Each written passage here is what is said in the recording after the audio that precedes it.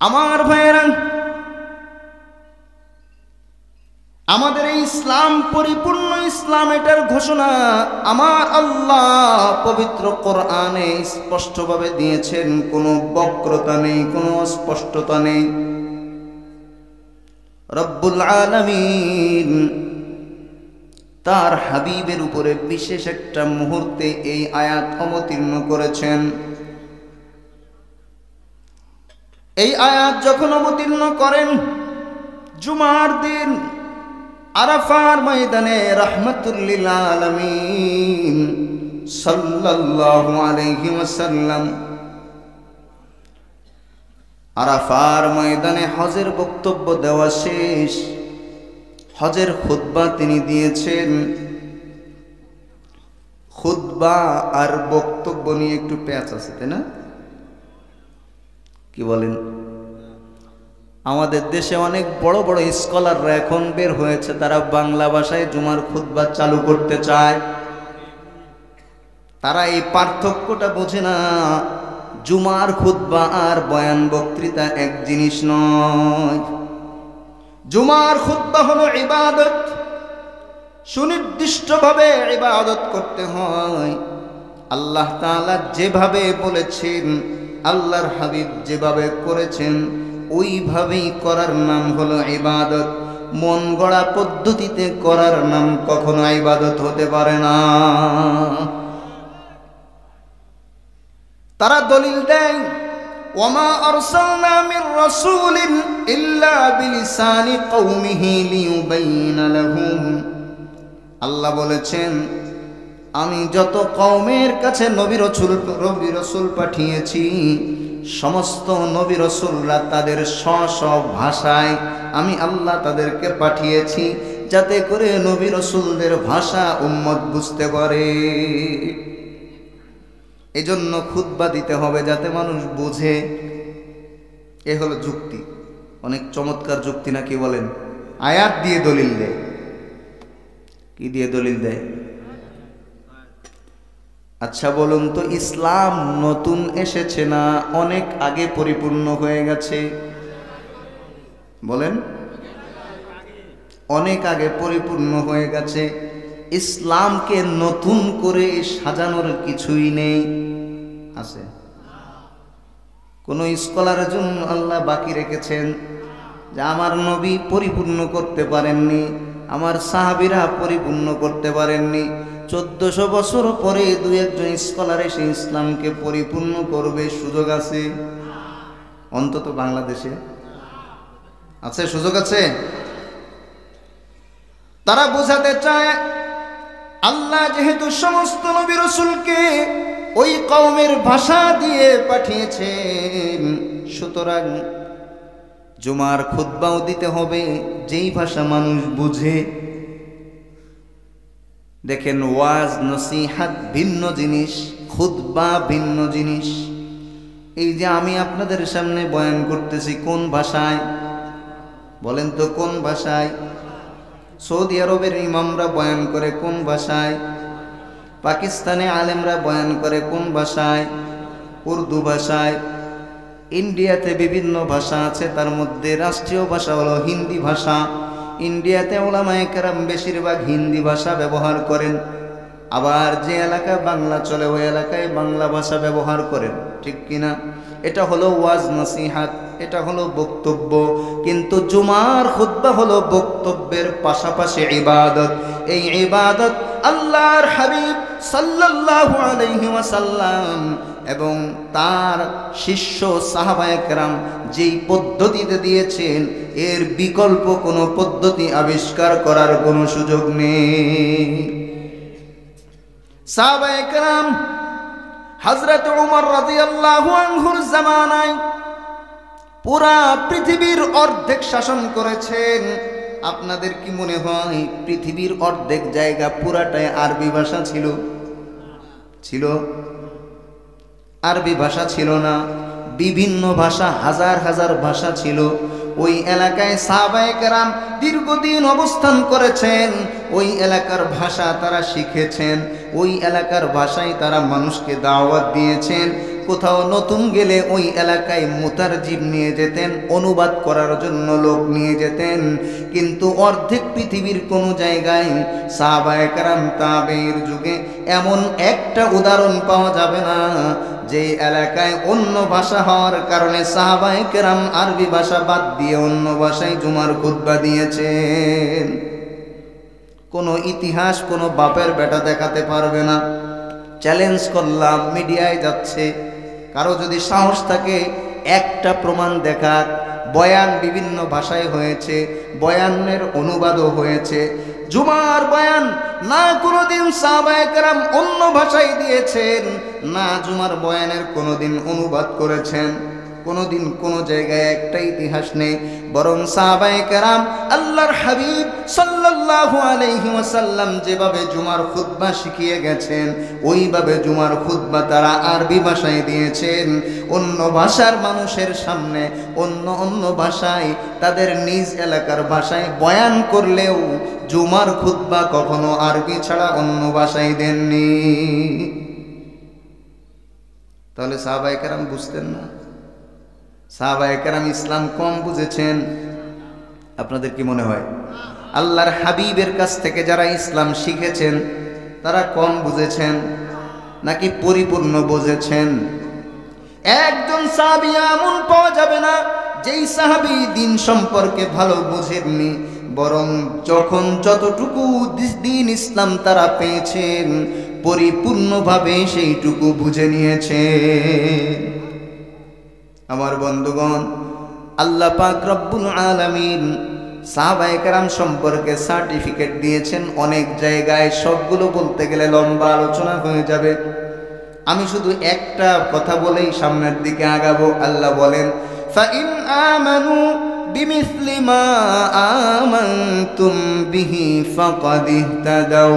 ও আমার নবীর সাহাবীরা, তারা যদি তোমাদের মতো ঈমান আনতো তাহলে সবাই তারা হেদায়েত পেয়ে যেত। সুবহানাল্লাহ। তারা যদি তোমাদের মতো ঈমান আনতো তাহলে সাহাবীদের ঈমান আল্লাহর কাছে হালকা হালকা গ্রহণযোগ্য নাকি পরিপূর্ণ গ্রহণযোগ্য? সাহাবীদের ঈমানের কথা আল্লাহ বলেছেন, তোমাদের মতো ঈমান যদি তারা গ্রহণ করত ফাকাদ ইহতাদাউ, তাহলে তারা অবশ্যই অবশ্যই হেদায়েত প্রাপ্ত হয়ে গেছে। ইহতাদা উলামায়ে কেরাম আছেন, অতীত শব্দ, অতীতের শব্দ ব্যবহার করেছেন আল্লাহ, অতীত কালবাচক শব্দ। ইহতাদাউ, তারা হেদায়েত প্রাপ্ত হয়ে গেছে। মানে সাহাবায়ে কেরামের মতো ঈমান আনার অর্থই হলো পরিপূর্ণভাবে সে হেদায়েত পেয়ে গেছে। সুবহানাল্লাহ। সাহাবায়ে কেরামের মধ্যে জুমার খুতবা অন্য ভাষায় ছিল অন্য ভাষায়। এবার আসেন আরেকটা প্যাঁচড়া জায়গায়। তাহলে জুমার খুতবার আগে যে বাংলা বয়ান হয় এটা নাকি বিদআত। স্পষ্ট অনেকগুলো হাদিসের কিতাবের মধ্যে আছে। হযরতে আবু হুরায়রা রাদিয়াল্লাহু আনহু কোন সাহাবী? প্রসিদ্ধ না অপ্রসিদ্ধ? সবচেয়ে বড় মুহাদ্দিস। হযরতে আবু হুরায়রা রাদিয়াল্লাহু আনহু সম্পর্কে পরিষ্কার মুসান্নাফে ইবনে আবি শাইবা সহ অনেক কিতাবের মধ্যে এসেছে। হযরতে আবু হুরায়রা খতিব সাহেব খুতবা দেওয়ার আগে মিম্বারে তিনি ওয়াজ করতেন, নসিহত করতেন, মানুষকে বিভিন্ন রকম উপদেশ দিতেন। যখন খতিব সাহেব বের হয়ে আসতেন খুতবা দেওয়ার জন্য তখন আবু হুরায়রা বয়ান বন্ধ করে খুতবা শোনার জন্য বসে যেতেন। এবার বলেন তো, জুমার নামাজের আগে আলাদা নসিহত করা জায়েজ আছে কিনা? সাহাবায়ে কেরাম কি নাজায়েজ কাজ করেছেন? কি বলেন, নাজায়েজ কাজ করেছেন? আবু হুরায়রার এই কাজ যদি নাজায়েজ হতো তাহলে অবশ্যই বড় বড় সাহাবায়ে কেরাম তাকে বাধা দিতেন, ঠিক কিনা? সেখানে তো অনেক সিনিয়র সাহাবায়ে কেরামও ছিলেন। আবু হুরায়রা না হয় শেষের দিকে ইসলাম গ্রহণ করেছেন, কিন্তু আবু হুরায়রা রাদিয়াল্লাহু আনহুর চেয়ে আরো বড় বড় সাহাবায়ে কেরাম ছিলেন, তারা কেউ কোনোদিন আবু হুরায়রাকে বাধা দেয়নি। এই জন্য খুতবা আর বয়ানকে এক করে গুলিয়ে ফেলার কোনো প্রয়োজন নেই। আপনাদের এলাকায় কেউ করতে চাইলে দিবেন। তোমার বাংলা ভাষায় খুতবা দিতে এত শখ, আরবি শিখে নাও। আরবি পারে না বলেই তো বাংলা ভাষায় দিতেছে, বুঝেননি? শর্টকাট রাস্তা দেখাই দিলাম চিনার। এরা আরবি কোরআন শরীফের আয়াত তেলাওয়াত করলে ইবলিস পর্যন্ত ওই এলাকা থেকে পলায়। এত অশুদ্ধ কিভাবে হয়, বুঝেননি? ইবলিস কোরআন তেলাওয়াত কিন্তু সহি শুদ্ধভাবে জানে না? ইবলিস তো ছোটখাটো আলেম না, ইবলিস পর্যন্ত পলায় যায়। রে বাবারে, এত বড় শয়তান, কোরআন শরীফ অশুদ্ধ পড়ে আবার বাংলায় খুতবা দিতে চলে এসেছে। আল্লাহ এই সমস্ত লোকদের ফিতনা থেকে আমাদেরকে হেফাজত করে। ওই বলছিলাম আরাফার ময়দানে আমার আপনার প্রিয় হাবিব রাহমাতুল লিল আলামিন হজের খুতবা দিলেন। কোন ভাষায়? আরবি ভাষায়। বলেন তো ১৬ লক্ষ সাহাবায়ে কেরাম সবাই কি আরবি ভাষী ছিলেন? না, অনেক বিভিন্ন ভাষার লোকও সেখানে উপস্থিত ছিলেন, কিন্তু আল্লাহর হাবিব সাল্লাল্লাহু আলাইহি ওয়াসাল্লাম অনুবাদও করাননি। হাদিস বুঝার জন্য অবশ্যই আরবি ভাষা শিখতে হবে। এটা মুসলমানের এক দলের উপরে আল্লাহ ফরজ করে দিয়েছেন। আল্লাহ তাআলা বলেন, ফালাউলা নাফারা মিন কুল্লি ফিরকাতিন মিনহুম তাইফাতুন লিয়াতাফাক্কাহু ফিদ্দীন। এমন একটা দল অবশ্যই থাকতে হবে, পুরো এলাকার মধ্যে একটা দল থাকবে যারা ইলম হাসিল করবে, তাফাক্কুহ ফিদ্দীন হাসিল করবে, দ্বীনের সঠিক বুঝ হাসিল করবে। কেন হাসিল করবে? লিয়ুনযিরু কওমাহুম, যাতে করে তারা তাদের কওমকে ভয় দেখাতে পারে, আল্লাহর বিধান সম্পর্কে সতর্ক করতে পারে। এজন্য সবার উপরে আরবি ভাষা শেখা ফরজ না হলেও পুরা এলাকার মধ্যে ২-৪ জনের উপরে এটা অবশ্যই ফরজে কিফায়া। যদি এক এলাকায় কেউ আলেম না হয় তাহলে ফরজ আদায় না করার গুনাহ এলাকার সবার হবে। ফরজে কিফায়ার সব থেকে বড় উদাহরণ হলো জানাজার নামাজ। এটা বললে আপনারা সহজে বুঝবেন। কি বলেন? জানাজা যদি কোনো মুসলমানের জানাজা কেউ না পড়ে, অরিজিনাল মুসলমান আর কি, ডুপ্লিকেট না, মুসলমানের জানাজা যদি পুরো এলাকার কেউ না পড়ে তাহলে পুরো এলাকাবাসী গুনাহগার হবে কিনা? আর যদি ২-৪ জন পড়ে আদায় করে তাকে দাফন করে তাহলে সবার পক্ষ থেকে ফরজ আদায় হয়ে যাবে না? ইলম শিক্ষা করা, কোরআন হাদিস শিক্ষা করা, তোমার এত বাংলা করার দরকার কি? উলামায়ে কেরাম বাংলাদেশে কম নেই, আলহামদুলিল্লাহ। আলহামদুলিল্লাহ, বাংলাদেশের মতো আলেম পৃথিবীর খুব কম দেশে আছে। আপনারা মনে করেন সৌদি আরবে সবাই বিরাট জান্নাওয়ালা লোক, সবাই বিরাট জান্নাওয়ালা লোক। আপনারা মনে করেন বিশাল বিশাল শায়েখ মনে হয় সৌদি আরবে। হ্যাঁ, মাশাআল্লাহ, অনেক শায়েখ আছে, কিন্তু সেটা বাংলাদেশের তুলনায় অনেক কম, অনেক কম। বিশ্বাস হয় না? একটা ঘটনা শোনাই আপনাদেরকে। গত নভেম্বর মাসের শুরুতে,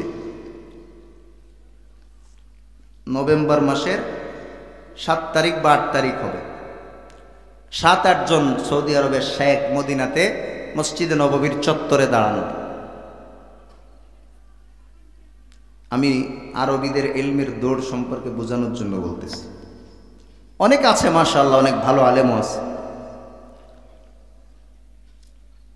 ৭-৮ জন শেখ এক জায়গায় দাঁড়িয়ে একটা বিষয় মাসআলা নিয়ে আলোচনা করছে, ইত্তিসালের মাসআলা। ইজতেমার ময়দানে শুনে থাকবেন, ইত্তিসাল ছুটে না যায়, বলে কিনা? এই ইত্তিসাল মানে হলো জামাতের এক কাতারের সাথে আরেক কাতারের দূরত্ব যেন বিশাল মাঠের সমান না হয়। অনেক জায়গাতে রাস্তায় ইত্তিসালের জামাত আছে, ওখানে মিলানোর জন্য ২-৩ কাতারে লোক থাকে, বা এক মাঠের সাথে আরেক পাশের মিলানোর জন্য লোক আছে আলাদা। এই ইত্তিসালের মাসআলা নিয়ে আরবের শায়েখরা আলোচনা করতেছে। আমি ওনাদেরকে একটা প্রশ্ন করলাম যে সামনে ইমামের সামনে দাঁড়িয়ে নামাজ আদায় করলে নামাজ হয়? ইমামের সামনে দাঁড়ালে নামাজ হয়? কি বলেন আপনারা? এখন মসজিদে নববীতে হাজার হাজার মানুষ ইমামের সামনে দাঁড়িয়ে নামাজ আদায় করে। ওখানে চিহ্ন দেওয়া আছে, প্লাস্টিকের কাতারের একদম শেষ ভাগ যেখানে ইমাম দাঁড়ায়, এখানে দেওয়া আছে, আরবিতে লেখা আছে হিনা মুহাদাতুল ইমাম। এটা হলো ইমামের বরাবর। ইংলিশেও লেখা থাকে ইন লাইন উইথ দিস ইমাম। এই লাইনটা ইমামের সাথে সাথে। উর্দুতেও লেখা থাকে ইয়ে ইমামকে বরাবর হ্যায়। 3টা ভাষায় ওখানে লেখা আছে। এর সামনে হাজার হাজার পুরুষ মহিলা নামাজ পড়তেছে। আমি শায়েখদেরকে, যেহেতু একটা মাসআলা নিয়ে ওনারা 7-8 জন দাঁড়িয়ে আলোচনা করছেন, আমি ওনাদেরকে জিজ্ঞেস করলাম, এই যে সামনে যারা নামাজ আদায় করছে ইমামের সামনে, এদের নামাজের হুকুম কি? ওরা বলতেছে লা বা'সা বিহি ইযা কানা ইজতিহাম, যখন ভিড় হবে তখন কোনো অসুবিধা নেই। মাসআলা দিয়ে দিল। আমি তাদেরকে জিজ্ঞাসা করলাম, এটা আবার কেমন মাসআলা? সাআলতু হাযিহিল মাসআলাতা আশ-শাইখ আল-ইমাম আব্দুল মুহসিন ইমাম আল-হারাম। আমি এই মাসআলাটা মসজিদে নববীর বড় আলেম ইমাম আব্দুল মুহসিনের কাছে ক্বাবলা ইয়াউমিন, একদিন আগে জিজ্ঞেস করেছিলাম। এই মাসআলাটাই মসজিদে নববীর ইমাম, ওনার কাছে 3টা কিতাব পড়ার সৌভাগ্য আমার হয়েছে আলহামদুলিল্লাহ। দর্শ শেষ করে কিতাব বন্ধ করে উনি যখন চলে যাচ্ছিলেন, আমি পেছন থেকে ওনার সাথে সাক্ষাৎ করলাম, মুসাফা করলাম, দোয়া চাইলাম, বললাম বাংলাদেশ থেকে আসছি, আমার একটা মাসআলা আছে। আমি বললাম আল মুসাল্লুন আল্লাযীনা ইয়াকুমুনা আমামাল ইমাম মিনার রিজালি ওয়ান নিসা, পুরুষ এবং মহিলা যারা ইমামের সামনে দাঁড়িয়ে নামাজ আদায় করে, ফামা হুকমু সালাতিহিম, তাদের নামাজের হুকুম কি? ইমাম সাহেব আমাকে জিজ্ঞেস করলেন, আইনা, কোথায়? আমি বললাম ফিল মসজিদিন নববী। এই ঘটনা অন্য কোনো জায়গার আমি বলিনি, এটা মসজিদে নববীর ঘটনা। ইমাম সাহেব পরিষ্কার বললেন লা ইয়াজুজ। উলামায়ে কেরাম জানেন মানে জায়েজ নেই। ওই সাহেবকে যখন আমি বললাম ইমাম সাহেব বলেছেন লা ইয়াজুজ, এই কথা শোনার সাথে সাথে তিনি তার কথা ঘুরিয়ে নিলেন, এবার বললেন নাহনু নাত্তাবিউ কাওলা ইবনে তাইমিয়া, আমরা হলাম শাইখুল ইসলাম ইবনে তাইমিয়ার কথার অনুসরণ করি। সরাসরি তো আর বলতে পারতেছে না মসজিদে নববীর ইমামরে মানি না, এটা তো বলতে পারতেছে না, বললে তো চাকরি যাবে না। এবার বলতেছে নাহনু নাত্তাবিউ কাওলা ইবনে তাইমিয়া, আমরা তো ইবনে তাইমিয়ার কওলকে অনুসরণ করি, তার বক্তব্য ফলো করি। আমি বললাম ওয়া জামহুরুল মুহাদ্দিসিন ওয়াল ফুকাহা হুম ইয়াকুলুনা লা ইয়াজুজ, অধিকাংশ ফকি এবং মুহাদ্দিসগণ স্পষ্টভাবে বলেছেন ইমামের সামনে নামাজ আদায় করলে নামাজ জায়েজ হবে না।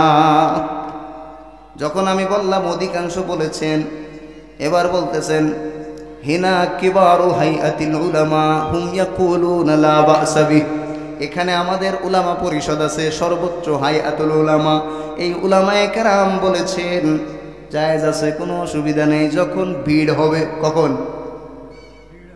এবার আমি বললাম রিয়াজুল জান্নায় যারা হাজী সাহেব 2-4 বছরের মধ্যে গিয়েছেন তারা জানেন, আগে যারা গিয়েছেন তারা বুঝবেন না, কারণ আগে যখন ইচ্ছা তখন রিয়াজুল জান্নায় প্রবেশ করা যেত, কিন্তু বর্তমানে রিয়াজুল জান্নায় প্রবেশ করতে গেলে পারমিশন লাগে, পারমিশন ছাড়া রিয়াজুল জান্নায় প্রবেশের কোনো সুযোগ নেই। এবার আমি বললাম ফি আমরির রাউদা হুনা আইদান জাহমা কাসীরা, এই যে পারমিশনের ক্ষেত্রে আপনারা রিয়াজুল জান্নাত যে পারমিশন দেন, এই জায়গায় তো বিশাল ভিড় হয়, ওয়া আনতুম তুনাজ্জিমুন, কিন্তু আপনারা তো অত্যন্ত সুন্দরভাবে সুশৃঙ্খলভাবে মানুষকে সেখানে প্রবেশ করান। এখানেও তো অনেক ভিড় রিয়াজুল জান্নায় প্রবেশ করার সময়, সেখানে তো অনেক সুন্দর নিজাম আপনাদের আছে, এখানে নেই কেন?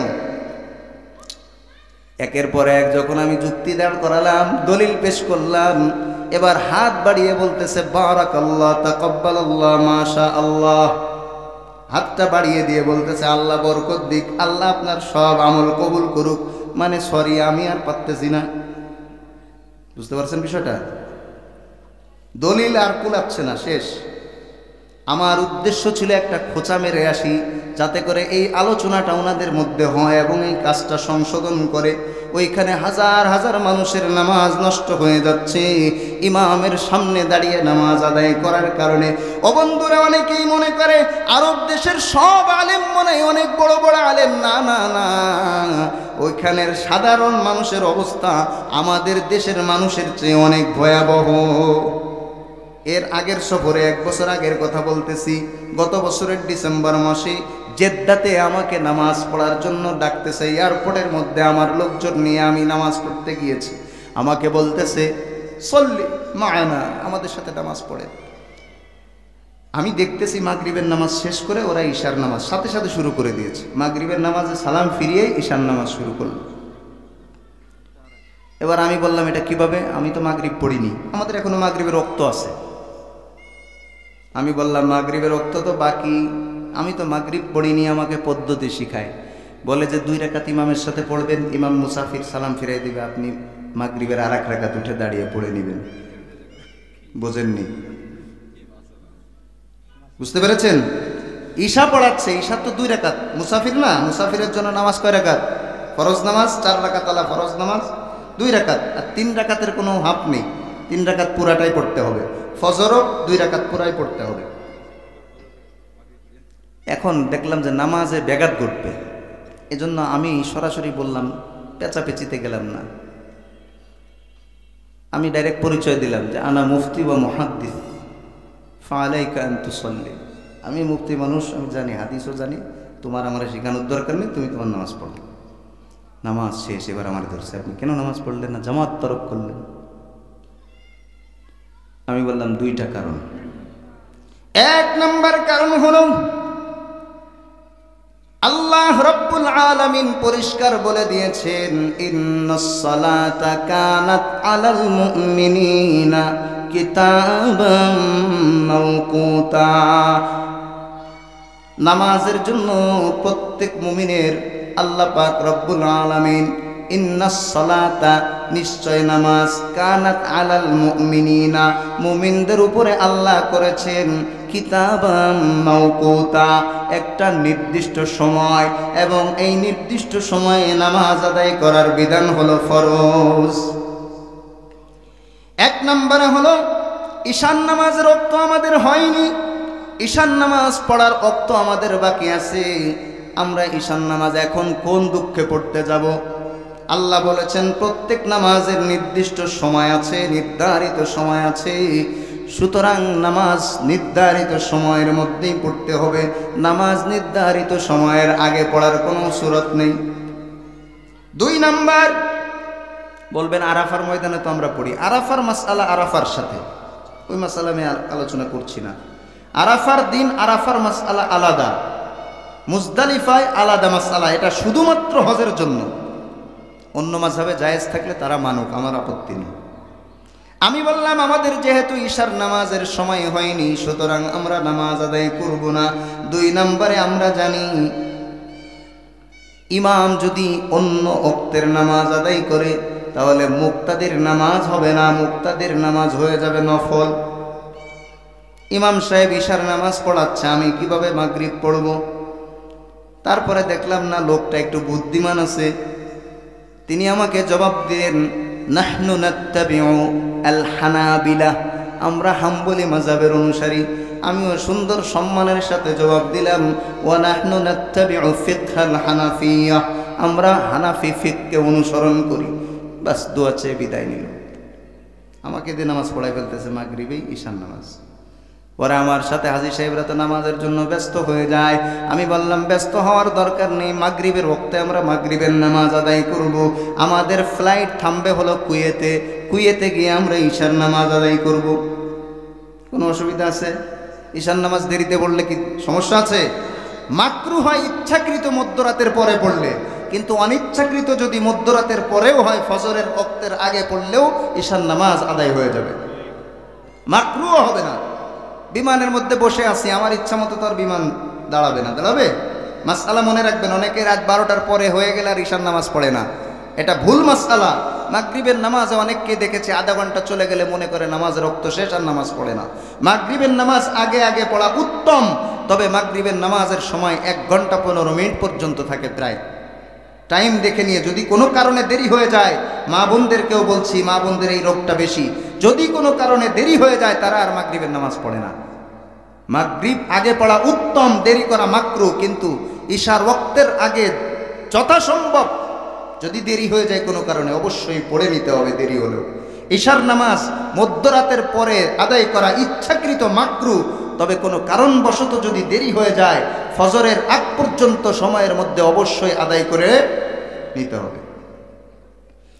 এরকম আরবিদের সাথে আরো অনেক ঘটনা আছে, এজন্য বলছিলাম আরবিরা আমাদের সাধারণ মানুষদের চেয়ে অনেক সময় অনেক মূর্খতাপূর্ণ কাজ করে। তাদের ওখানে ইসলাম এসেছে তার অর্থ এটা না যে আরবের সাধারণ মানুষ যা করবে ভুল করলেও সেটা ইসলাম না। ইসলামকে আল্লাহ রব্বুল আলামিন কোরআনের মাধ্যমে এবং তার হাবিবের হাদিসের মাধ্যমে এবং সাহাবায়ে কেরামের আমল আর ব্যাখ্যার মাধ্যমে সারা দুনিয়াব্যাপী প্রতিষ্ঠা করে গেছেন। এই জন্য এই কথা বলার সুযোগ নেই মক্কা মদিনায় যা করবে সেটাই ইসলাম।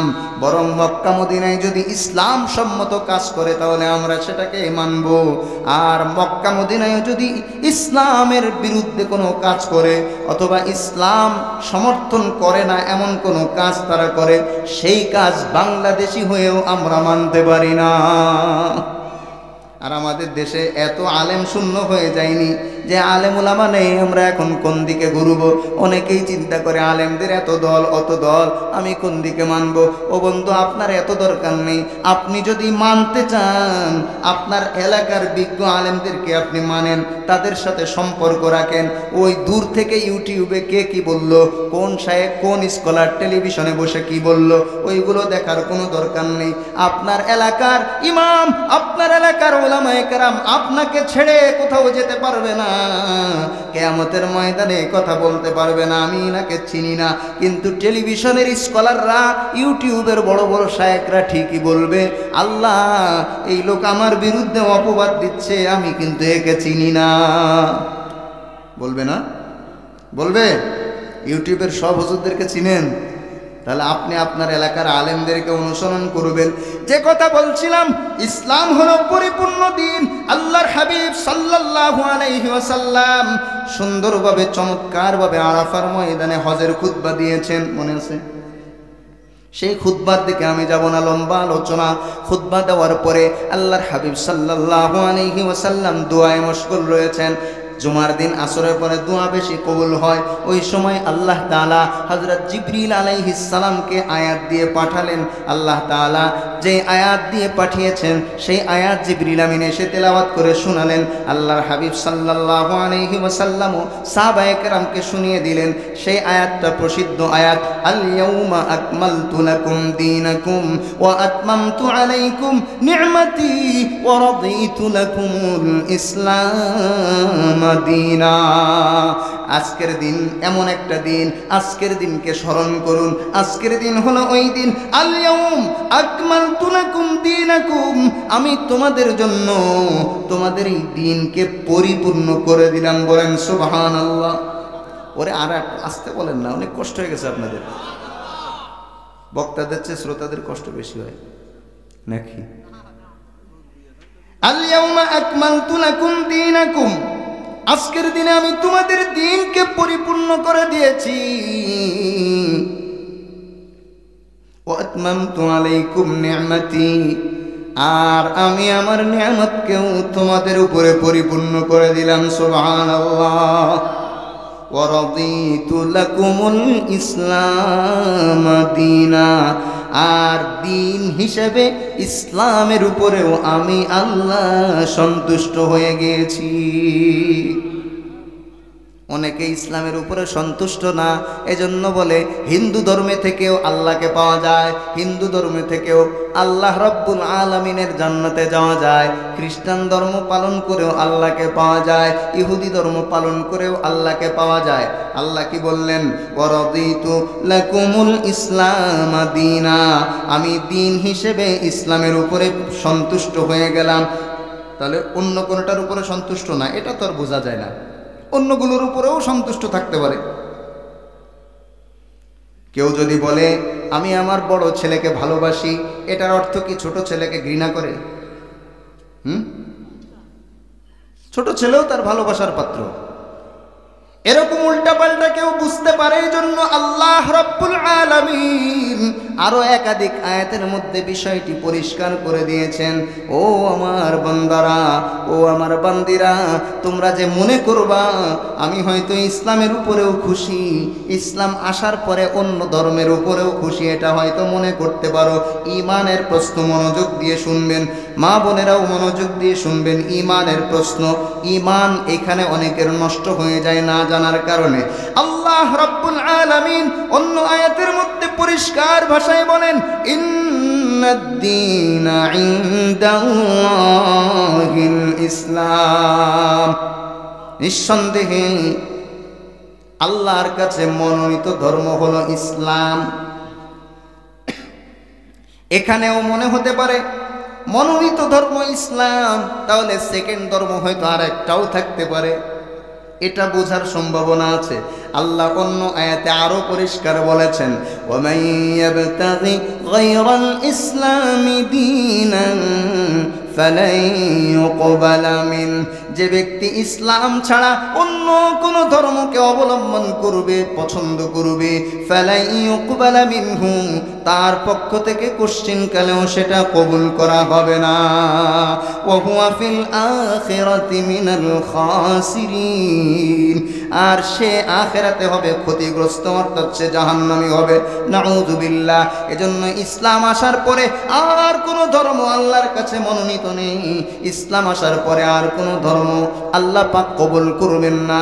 আল্লাহ পাক বিদায় হজের দিন আল্লাহর হাবিব সাল্লাল্লাহু আলাইহি ওয়াসাল্লামের উপরে যে আয়াত নাজিল করেছেন, এটাই হলো চূড়ান্ত আয়াত। আল ইয়াউমা আকমালতু লাকুম দীনাকুম, আজকের দিনে আমি তোমাদের দ্বীনকে তোমাদের উপরে পরিপূর্ণ করে দিলাম। ওয়া আনআমতু আলাইকুম নি'মাতি ওয়া আতমামতু আলাইকুম নি'মাতি, আর আমি তোমাদের উপরে নেয়ামতকে পরিপূর্ণ করে দিলাম। ওয়া রাদিতু লাকুমুল ইসলাম দীনা, আর আমি আল্লাহ তোমাদের ধর্ম হিসেবে ইসলামের উপরে খুশি হয়ে গেলাম। আমরাও খুশি কিনা?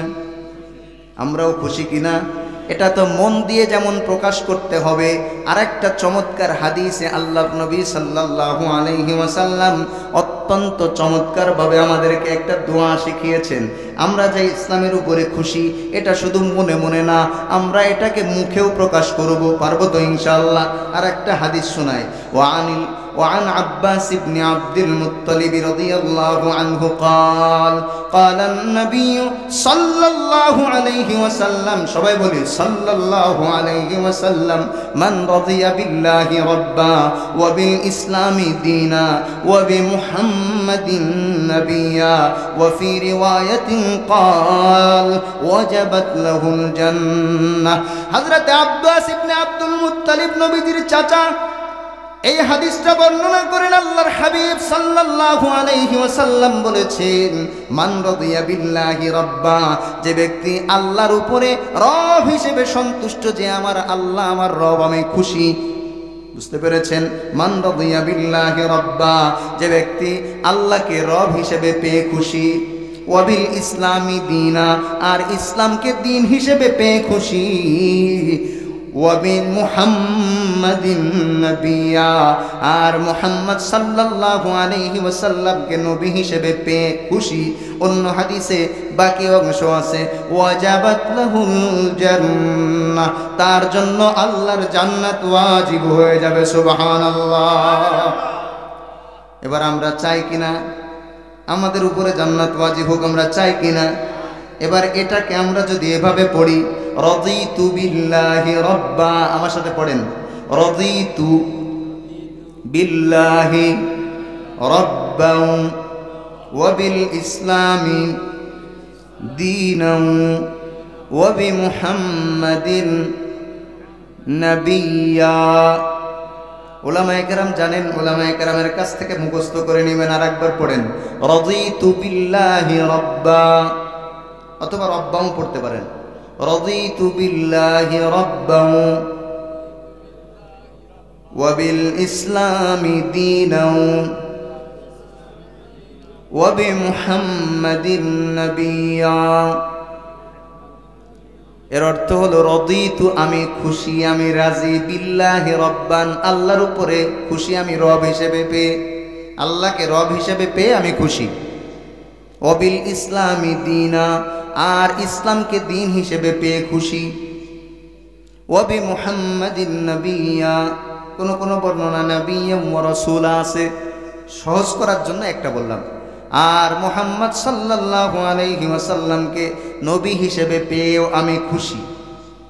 আল্লাহর হাবিব বলেন এই তিনটা খুশি যে হবে ওয়াজাবাত লাহুল জান্নাহ, তার জন্য আল্লাহর জান্নাত ওয়াজিব হয়ে যাবে। যে ব্যক্তি আল্লাহকে রব হিসেবে পেয়ে খুশি হবে সে কখনো শিরিক করতে পারে না, অন্য কাউকে আল্লাহর উপরে প্রাধান্য দিতে পারে না, অন্য কারো বিধান মানতে পারে না। ঠিক কিনা বলেন, ঠিক কিনা? যদি কেউ চাপ দেয় ভাই সুদি লেনদেন করো, সে কি সুদি লেনদেন করবে না? কারণ আল্লাহকে সে রব হিসেবে পেয়ে বিশ্বাস করেছে এবং সে খুশি হয়েছে।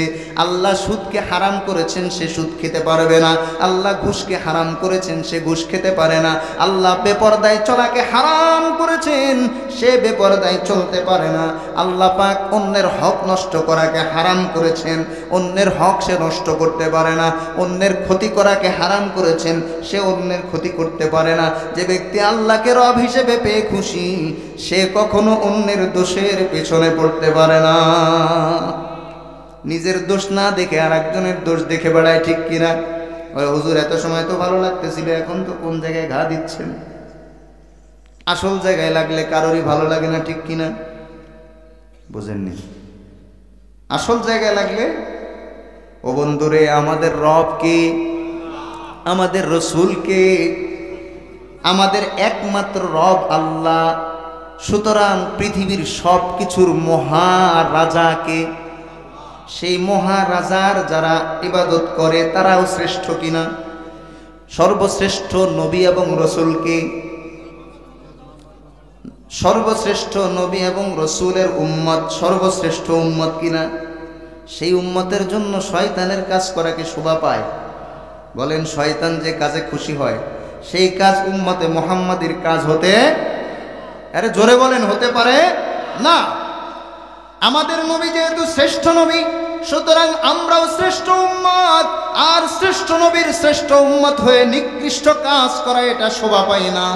প্রত্যেক মুসলমানের জন্য উচিত, আমরা সবাই কিন্তু বুঝি কোনটা ভালো কোনটা খারাপ, বুঝি না? বুঝি কিনা? এই ব্যাপারে সবাই আলেম, এই ব্যাপারে কেউ মূর্খ নেই। নামাজ না পড়লে গুনাহ হয় কে জানি না? হাত তোলেন। নামাজ না পড়লে গুনাহ হয় জানেন না? কে? হাত তোলেন। আছে কেউ? সবাই জানে নামাজ না পড়লে গুনাহ হয়, এরপরেও নামাজ কাজা করে কিনা? সুদ খেলে গুনাহ হয়, তারপরেও সুদ খায় কিনা? ঘুষ খেলে গুনাহ হয়, তারপরেও ঘুষ খায় কিনা? শুধু ঘুষ খায় না, পুরা কাজটা সহকে বলে, রাস্তা বাথরুম সব খাইছে। খাইছে না?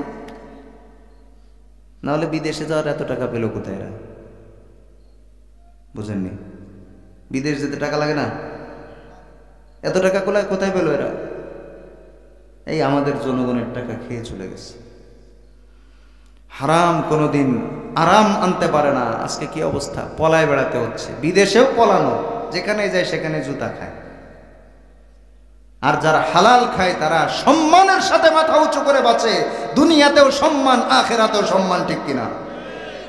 আমরা কি সম্মানিত নবীর সম্মানিত উম্মত? সুতরাং অসম্মান হয় এমন কাজ করা যাবে? বলেন, করা যাবে?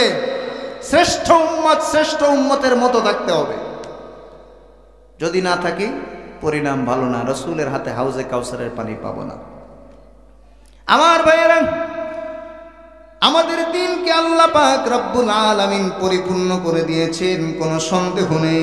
এজন্য এই পরিপূর্ণ দিনের মধ্যে আর কোনো নতুন ব্যাখ্যা চলবে না। এখন আবার অনেক মূর্খ মানুষেরা আপনাদেরকে স্টেজে বসে বসে বলবে, তাহলে এই প্রচলিত নিয়মে ওয়াজ মাহফিলও তো রসুলের জামানায় ছিল না, অবন্ধুরে মাইকও তো রসুলের জামানায় ছিল না। একটা কথা মনে রাখবেন, একটা হলো ইবাদত আর একটা হলো ইবাদতের মাধ্যম। দুটো এক জিনিস নয়। ইবাদতের মধ্যে পরিবর্তন করা জায়েজ নেই, তবে ইবাদতের মাধ্যম যেই জামানায় যেটা আসবে ওটা গ্রহণ করাতে কোনো দোষ নেই। বুঝতে পেরেছেন? যেমন বয়ান করতেছি, এই কথাগুলো হতে হবে কোরআন হাদিস থেকে। ঠিক কিনা? এবার আমি মাইক দিয়েও করতে পারি, মাইক ছাড়াও করতে পারি। মাইকে কি সওয়াব বেশি? বলেন। আজ পর্যন্ত কোনো বক্তা মাইকে সওয়াব বেশি নিয়ত করে বয়ান করেছে? করেনি। কোনো শ্রোতা সওয়াব বেশি মনে করে শুনেছে? না। এটা হলো ওয়াজ, অনেক মানুষ শোনার একটা মাধ্যম মাত্র, আর কিচ্ছু না। কিন্তু মূল কথা তো কোরআন হাদিস থেকেই হতে হবে, নাকি মূল কথা পরিবর্তন হবে? বুঝতে পেরেছেন? মসজিদ আগে ছিল গোল পাতার ঘর অথবা খেজুরের পাতা দিয়ে ছাউনি দেওয়া, এখন টাইলসালা মসজিদ হয়েছে মাশাআল্লাহ। মসজিদের অবস্থান বা কাঠামো পরিবর্তন হয়েছে, কিন্তু নামাজ 5 ওয়াক্তের জায়গায় 6 ওয়াক্ত হয়নি। হয়েছে? বলেন আপনাদের এলাকায় হয়েছে? নামাজের মধ্যে মুহাম্মাদুর রাসূলুল্লাহ, সকলে বলি সাল্লাল্লাহু আলাইহি ওয়াসাল্লাম, সূরা ফাতিহা প্রতি রাকাতে পড়তেন কিনা? সাহাবায়ে কেরাম পড়তেন কিনা? বলেন তো, আজ পর্যন্ত পৃথিবীর কোন এলাকায় সূরা ফাতিহা পরিবর্তন হয়েছে? রুকু পরিবর্তন হয়েছে, সিজদা পরিবর্তন হয়েছে, তাসবিহ পরিবর্তন হয়েছে? কিচ্ছু পরিবর্তন হয়নি। নামাজ আল্লাহর হাবিব যেই পদ্ধতিতে শিখিয়েছেন সেই পদ্ধতিতেই নামাজ আদায় আজও পর্যন্ত অব্যাহত আছে। হ্যাঁ, কোনো জায়গায় হাত উপরে বাঁধে নিচে বাঁধে, 2 রকম আমলই রাসূল করেছেন।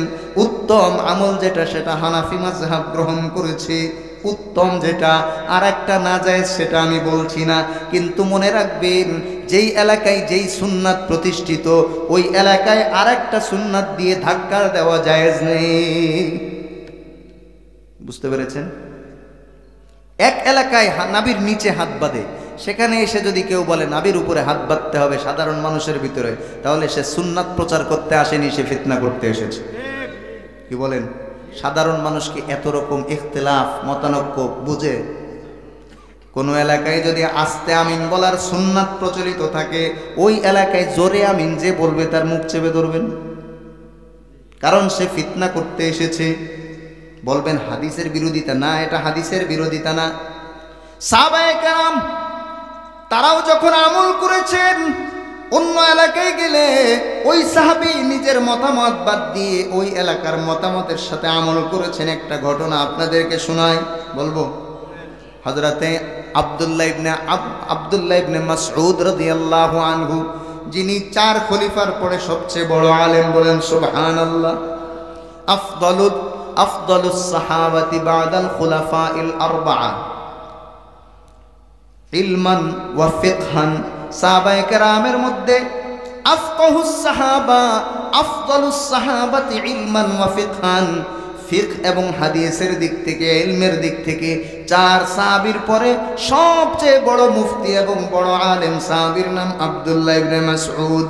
তার মতামত ছিল কোন এলাকায় সফর করলে নির্ধারিত পরিমাণ অতিক্রম করার পর তাহলে তার জন্য কসর করা ওয়াজিব। কসর করা, মনে রাখবেন, কসর করা কি ওয়াজিব।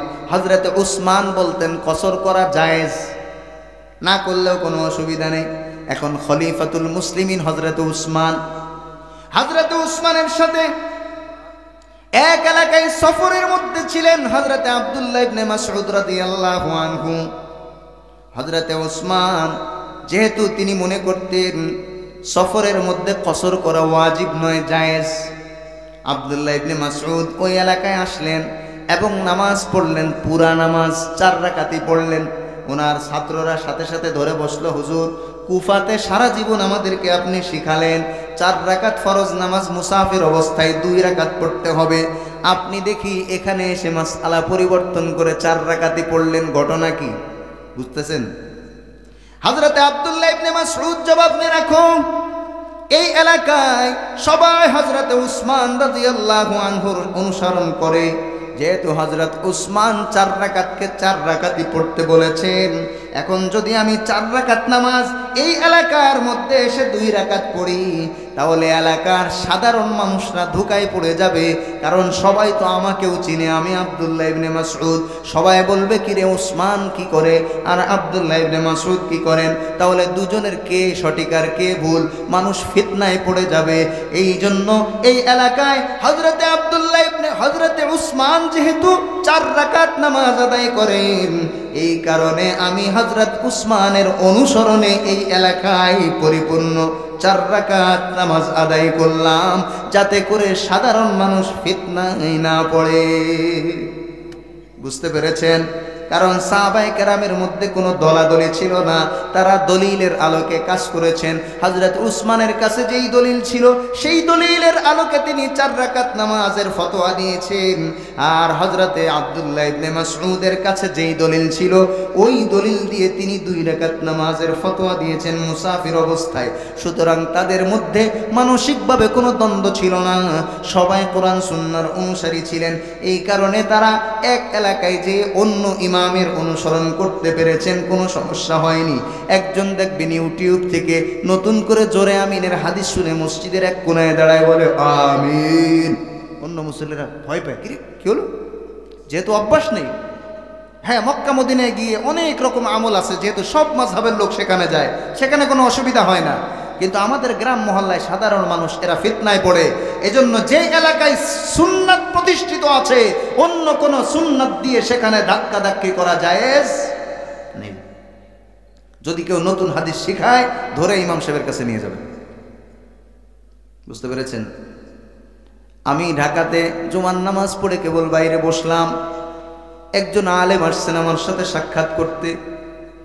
এসে দেখলাম অনেক প্রশংসা করতেছেন। আমি মনে মনে বলতেছি, ট্রেনের চাকা যতই পাম দাও ফুলবে না। বুঝেননি? তুমি যতই আমারে বলো, আমার বলতেছে ঢাকার শ্রেষ্ঠ খতিব আপনি। আমি বললাম, আমার জন্মের আগের থেকে বড় বড় আলেমরা যারা খতিব তাদের চেয়ে আমারে উপরে উঠাই দেওয়ার মতলব তো ভালো মনে হয় না। এবার বলতেছে, হুজুর আমার কষ্ট লাগে, পুরা ঢাকা শহরে অনেক মসজিদে আমি নামাজ পড়েছি, কিন্তু একটা হাদিসের উপরে কেউ আমল করে না। আমার খটকা আরো লাগলো, কিরে এত উলামায়ে কেরাম হাদিস বাদ দিলেন কিভাবে? বলেন, আলেমরা আমল না করলে আমল কি সাধারণ মানুষ করে? আমি বললাম, কোন হাদিস? বলতেছে, আপনি তো জানেন বুখারী শরীফের এত নম্বর হাদিস। আমি বললাম, আমি নাম্বারের হুজুর না, আমার হাদিসটা পড়ে শোনাতে হবে। বলতেছে, হুজুর হাদিস তো আপনি জানেন। আমি বললাম, কোন হাদিস? আমি জানি না, আপনি বলেন। এবার বলতেছে, হুজুর পায়ের সাথে পার, কাঁধের সাথে কাঁধ লাগিয়ে নামাজ পড়া সুন্নাত, এই ওয়াজটা ঢাকা শহরের কোনো খতিব করে না। আমি বললাম, আমি বুঝতে পেরেছি আপনি কোন কোম্পানির লোক। বুঝেননি? আমি ওনার হাতটা ধরলাম, হাতটা ধরে আমার রুমে নিয়ে গেলাম, আর সাথে একজন মুসল্লিকে নিয়ে গেলাম। দুজন লোক ছাড়া তো আমি হাদিস বুঝাতে পারবো না। এক মুসল্লিকে বললাম, ভাই আপনিও চলেন। আমার সেই মুসল্লি মারা গেছে, আল্লাহ জান্নাত নসিব করুক, অল্প বয়সেই মারা গেছে। আমার ভাইরা, এবার আমি বুখারী শরীফ খুলে দিলাম। এখন উনি বলতেছে, হুজুর আমি তো আলিয়া মাদ্রাসায় পড়েছি। তার মানে আরবি বুখারী উনি পড়েনি ঠিকঠাক মতো, এটা আসতে বললাম আর কি। আমি বললাম, পড়েন। কিতাব খুলে দিলাম, দেখলাম চোখটা লাল হয়ে গেছে আর কাঁপা শুরু হয়ে গেছে। আমি বললাম, আপনি হাদিস প্রতিষ্ঠিত করতে আসছেন, অথচ আপনি হাদিস পড়তে পারেন না। ঠিক আছে, অসুবিধা নেই, আমি পড়ে শোনাই। বুখারী শরীফ এরকম বড় লম্বা, খতমে বুখারীতে কোনো জায়গায় যদি যেয়ে থাকেন দেখতে পাবেন, বিশাল বড় কিতাব। এই কিতাবের মধ্যে শুরুতে 3 লাইন আর শেষের দিকে 2-3 লাইন ছাড়া পুরা পৃষ্ঠা ব্যাপী সব হাদিসগুলো হলো কাতার সোজা করার ফজিলত সম্পর্কে। আমি শুরুর থেকে প্রত্যেকটা পড়তে লাগলাম আর অনুবাদ করে করে শোনালাম, যেহেতু উনি অনুবাদও ঠিক মতো জানে না। কামিল পাশ। এবার আমি বললাম, ভাই কোন জায়গায় হাদিস বলেন? হাদিসই খুঁজে পায় না। পড়তে পড়তে পড়তে পড়তে কাতার সম্পর্কে একেবারে শেষ হাদিসটা আর তার আগের হাদিস, 2 হাদিসের মধ্যে আছে সাহাবায়ে কেরাম বলছেন, আমরা একে অপরের কাঁধে কাঁধ লাগাতাম আর পায়ে পা লাগাতাম। এবার উনি লাফিয়ে ওঠে, জি হুজুর এই যে হাদিস। আমি বললাম, পুরা পৃষ্ঠা গেল, কোনোটা আপনার পছন্দ হলো না। এত সুন্দর সুন্দর হাদিস কাতার সোজার ফজিলত সম্পর্কে আল্লাহর হাবিব বলেছেন, আপনার পছন্দ হয়নি। ওই যে শেষে আছে, কুন্না নুলজিকু কদামাহু বিসাহিবি কদামিহি ওয়া মানকাবাহু মানকাবি সাহিবিহি, আমরা একজন আরেকজনের কাঁধের সাথে কাঁধ লাগাতাম, আর একজন আরেকজনের পায়ের সাথে পা লাগাতাম। শেষের মাত্র দুইটা শব্দ দুইটা হাদিসে এসেছে, এটা শুনে আপনি লাফ দিয়ে উঠলেন। আচ্ছা ঠিক আছে, আমি মেনে নিলাম, আপনার হাদিসটাই আমি বিশ্বাস করলাম, আমি আমল করার জন্য প্রস্তুত, তবে শর্ত হলো আপনি একটু আমাকে আমল করে দেখান। এবার দুজনকে পাশাপাশি দাঁড় করিয়ে দিলাম। আমি বললাম আপনাদের মতে তো বুকের উপরে হাত বাঁধতে হয়, তা বুকের উপরে হাত বাঁধেন। এখন বুকের উপরে হাত বাঁধলে কোনোইটা একটু বেশি ছড়ায় কিনা, তাহলে আরো দূরে যায় কিনা? দেখেন এইভাবে বাঁধলাম, আমার জায়গা কম লাগবে না? আর যদি এভাবে বাঁধি, জায়গা বেশি লাগবে না? আমি বললাম হাত বাঁধেন আপনি যেভাবে খুশি। বাঁধল। বাঁধার পরে বললাম, যেহেতু আপনি শিক্ষিত মানুষ, জানেন, এবার বলেন তো এটার নাম কি, কাঁধ না বাহু? উনি বলতেছে কাঁধ। আমি বললাম ভুল বললেন, কাঁধ তো এটা, এটা তো বাহু। সাহাবী তো বলতেছেন আমরা একজনের কাঁধের সাথে কাঁধ লাগাতাম, আর আপনি আরেকজনের বাহুর সাথে বাহু দিয়ে ধাক্কা ধাক্কি করছেন। কিয়ামত পর্যন্ত সময় দিলাম, কিয়ামত পর্যন্ত কাঁধে কাঁধ লাগিয়ে দেখান, আর যদি না পারেন তাহলে এখান থেকে তওবা করে যাবেন। কিয়ামত পর্যন্ত সময় দিলেও আপনি কাঁধের সাথে কাঁধ লাগাতে পারবেন না। কারণ আমি বললাম আমি তো গ্রামের মানুষ, কাঁধের সাথে কাঁধ লাগানোর একটা পদ্ধতি আছে। সেই পদ্ধতিটা হলো আপনার পা উপরের দিকে বেঁধে রাখতে হবে, মসজিদের কোনো একটা কিছুর সাথে, ফ্যানের সাথে বা ডাবার সাথে একটা কিছুর সাথে বেঁধে রেখে আপনাকে নিচু করে আরেকজনের কাঁধের সাথে কাঁধ লাগাতে হবে। এছাড়া বাহু লাগানো সম্ভব, কাঁধে কাঁধ লাগানো সম্ভব না। বুঝতে পেরেছেন? কাঁধে কাঁধ লাগানো সম্ভব। আবার কেউ যদি ছোট বড় হয়, সব তো আর এক মারপেটের একই সাইজ না। বলেন কি সব এক কোম্পানির থেকে আসছে নাকি নাম্বার, ওই জুতার নাম্বার হয়, জামা কাপড়ের নাম্বার হয় 32 নম্বর 33 নম্বর সাইজ? কাতার সোজা করুন, সবাই 32 নম্বর প্রথম কাতারে দাঁড়াবেন, যারা 33 নম্বর সবাই পেছনের কাতারে, 3 নম্বর কাতারে যারা 34, তার এইভাবে কি ইমাম সাহেব ঘোষণা দেয় নাকি যেখানে যে জায়গা পায় সেখানেই সে নামাজ পড়ে? এটা ইসলামের সবচেয়ে বড় সৌন্দর্য।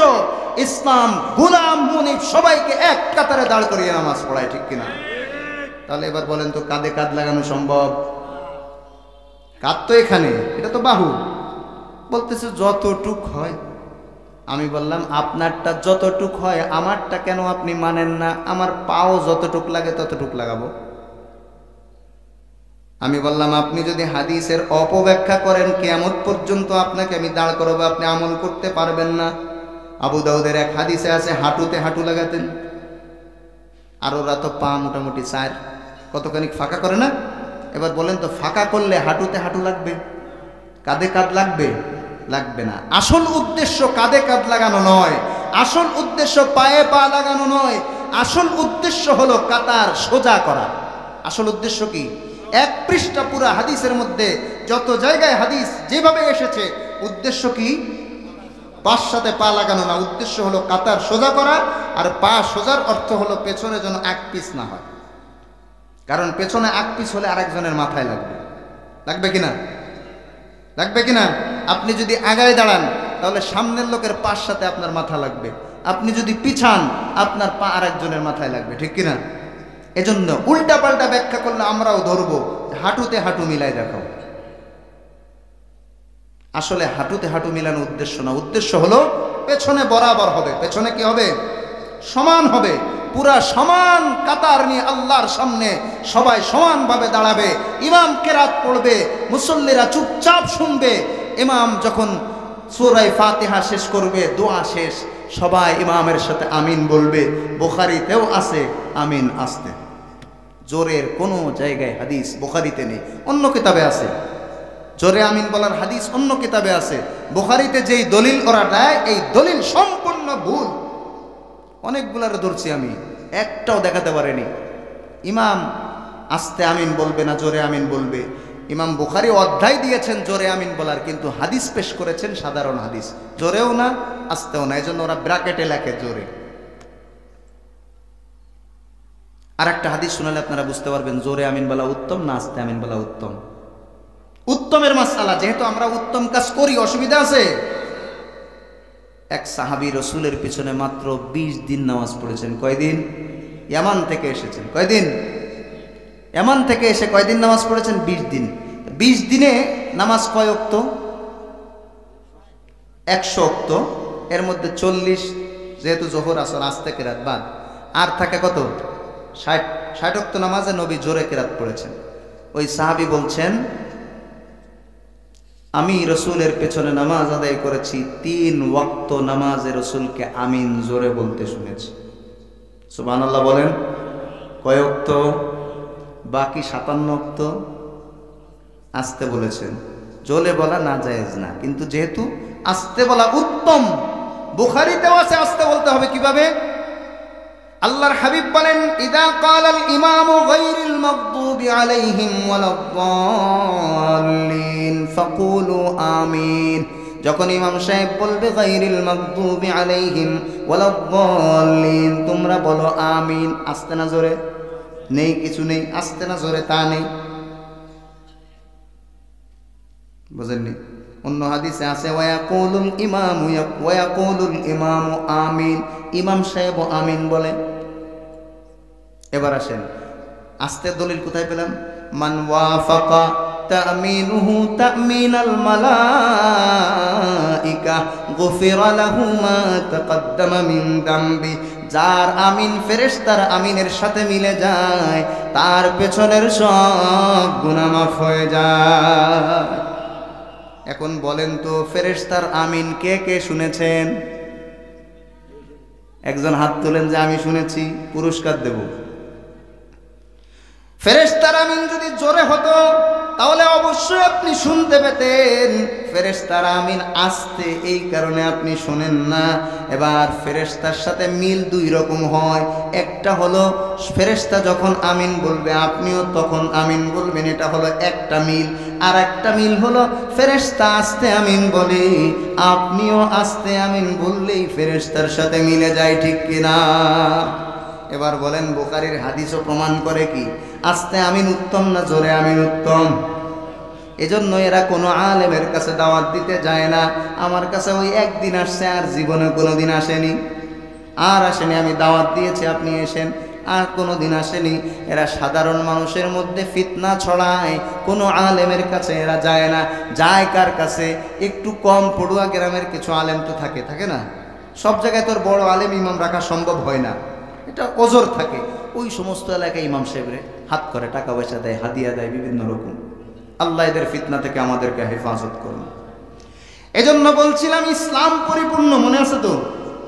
ইসলাম পরিপূর্ণ, আর এই পরিপূর্ণ ধর্ম, পরিপূর্ণ দিন, এটাকে নতুন করে সাজাবার কোনো প্রয়োজন নেই।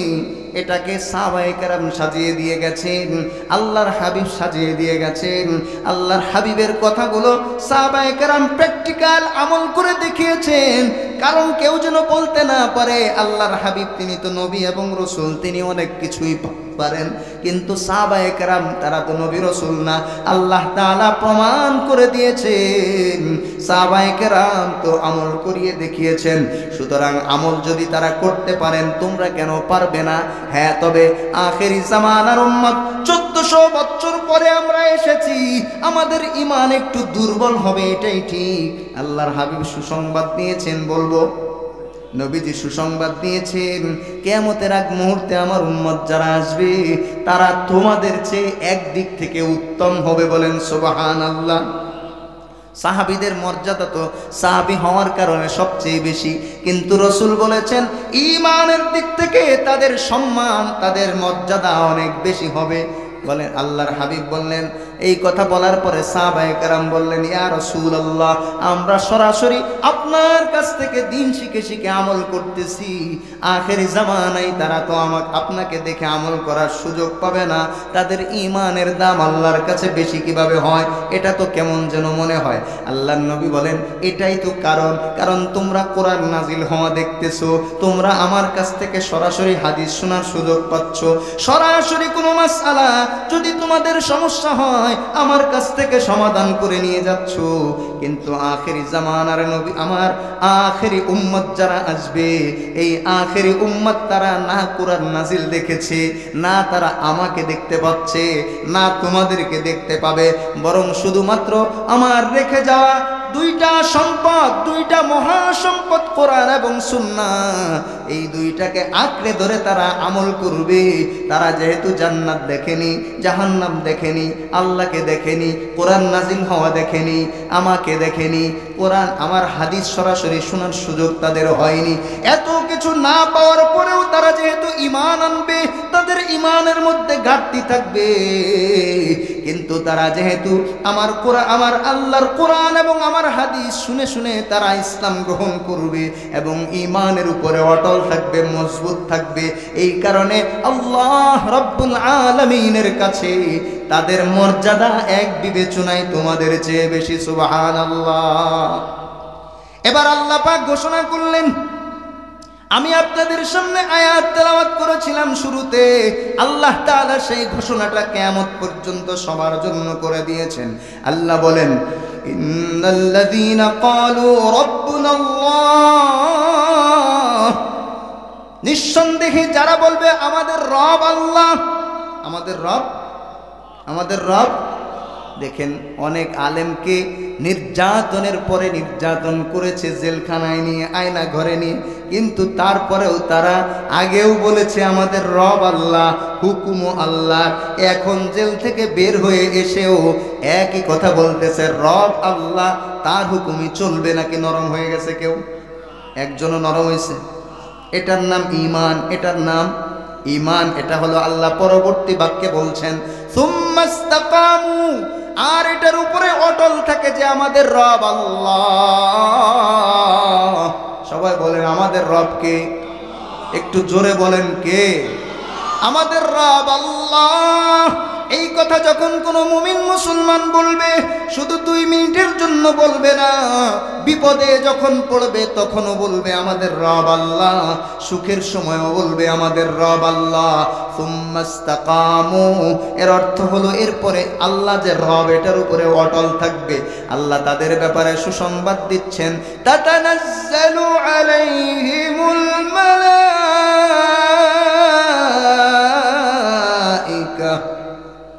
তাতানাজ্জালু আলাইহিমুল মালাইকা।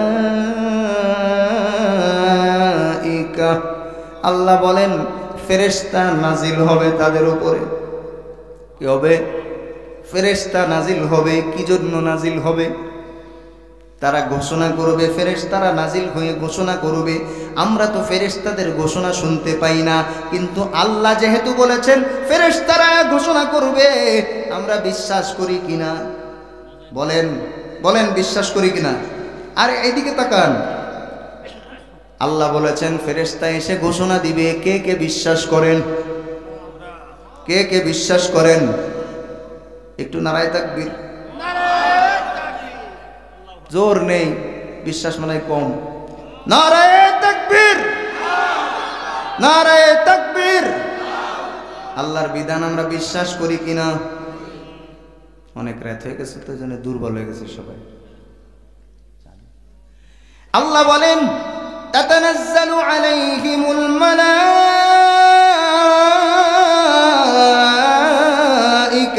আল্লা তাখাফু ওয়ালা তাহজানু ওয়া আবশিরু বিল জান্নাতিল্লাতী কুনতুম তুআদুন।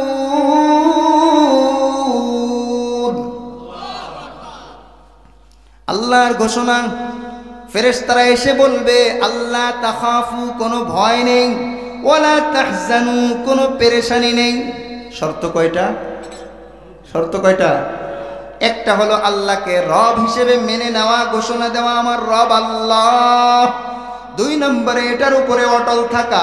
এবার আল্লাহ বলছেন এই দুইটা কাজ যদি কোনো মুসলমান করতে পারে আমার পক্ষ থেকে ফেরেশতা নাজিল হয়ে তাদেরকে বলবে আল্লাহ তাখাফু, কোনো ভয় নেই তোমাদের, ওয়ালা তাহজানু, কোনো পেরেশানি নেই, ওয়া আবশিরু বিল জান্নাহ, তোমরা সুসংবাদ গ্রহণ করো। কিসের?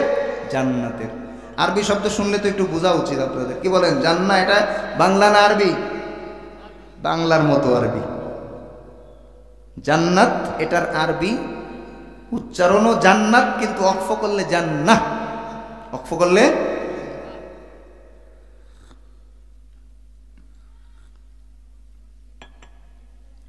وَأَبْشِرُوا بِالْجَنَّةِ الَّتِي كُنتُمْ تُوعَدُونَ।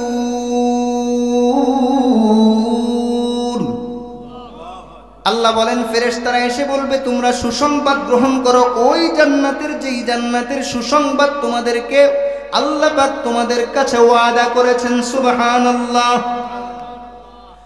এবার ফেরেশতাদের আবার ঘোষণা শুনেন, নাহনু আউলিয়াউকুম ফিল হায়াতিদ দুনিয়া ওয়া ফিল আখিরাহ। এটা আল্লাহর পক্ষ থেকে ঘোষণা, আমার পক্ষ থেকে জানিয়ে দাও। নাহনু আমি, অনেকে বাংলা অনুবাদ করে আমরা। আরবি গ্রামার না জানার কারণে, যেহেতু নাহনু মানে স্বাভাবিক অর্থ হলো আমরা, এরা আল্লাহর ক্ষেত্রেও আমরা শব্দ অনুবাদ করে। আল্লাহ কয়জন? এই তিনজন মাত্র ইমানদারের জায়গায়। আল্লাহ কয়জন? কয়জন? দলিল, দলিল কি? কুল হুয়াল্লাহু আহাদ। ও নবী আপনি বলে দিন আল্লাহু আহাদ। আল্লাহু হুয়া, তিনি, আল্লাহ আহাদ, তিনি কি? এক। আল্লাহুস সামাদ, একা, কিন্তু তার কিছু দেবদেবী আছে, ওরা সাহায্য সহযোগিতা করে নাকি? শিক্ষা একজন, রিজিক একজন, সুখ শান্তি আর একজন, বরকত আর একজন। বরকতের দেবীর নাম কি? লক্ষ্মী। আমারে বলে লক্ষ্মী শোনা, একজন বলতেছে হুজুর আপনি লক্ষ্মী। আমি বলছি এত আমারে দেখে কিন্তু আপনার লক্ষ্মী লক্ষ্মী মনে হলো কিভাবে? টুপি মাথায়, আমার পাঞ্জাবি গায়ে, লক্ষ্মী কোন হিসেবে বললেন? আমারে মূর্তি বানাই দিলেন? মুসলমান সাবধান, এ ধরনের শব্দ ব্যবহার করা থেকে বিরত থাকতে হবে। ধর্মীয় শব্দ, অন্য ধর্মের ধর্মীয় শব্দ ব্যবহার করা যাবে না। সাধারণ ভাষা ব্যবহার করি আমরা। ওরাও কথা বলে, যারা বাংলা ভাষী তারা তো বাংলাই কথা বলবে, কিন্তু কিছু আছে ধর্মীয় শব্দ। কোনো হিন্দুকে দেখবেন পানিকে পানি বলে না। কেন? তারা বাংলা ভাষী না। আপনার এলাকার হিন্দু আশপাশে দেখবেন তারাও পানিকে কি বলে? জল। কেন? আপনার মাতৃভাষা যাও, ওরও তো মাতৃভাষা, তাই তারপরেও কেন জল বলে? এটা তাদের ধর্মীয় শব্দ। এজন্য লক্ষ্মী, সোনা, মায়া এগুলো বলবেন না। বিধর্মীদের বিশেষ করে লক্ষ্মী এই শব্দটা মুসলমানের পরিহার করা উচিত। ইমানের প্রশ্ন, আমার আল্লাহ সমস্ত শিরককে অপছন্দ করেন। আল্লাহর কাছে সবচেয়ে বড় গুনাহ হলো শিরক। শিরিক অবস্থায় যদি কেউ মারা যায় আল্লাহ কোশ্চিন কালেও ক্ষমা করবেন না। চিন্তা করেন না যে আল্লাহ তো দয়ালু, ক্ষমা করে দিতে পারেন না। আল্লাহ ঘোষণা দিয়েছেন ইন্নাল্লাহা লা ইয়াগফিরু আন ইউশরাকা বিহি ওয়া ইয়াগফিরু মা দুনা যালিকা লিমান ইয়াশা।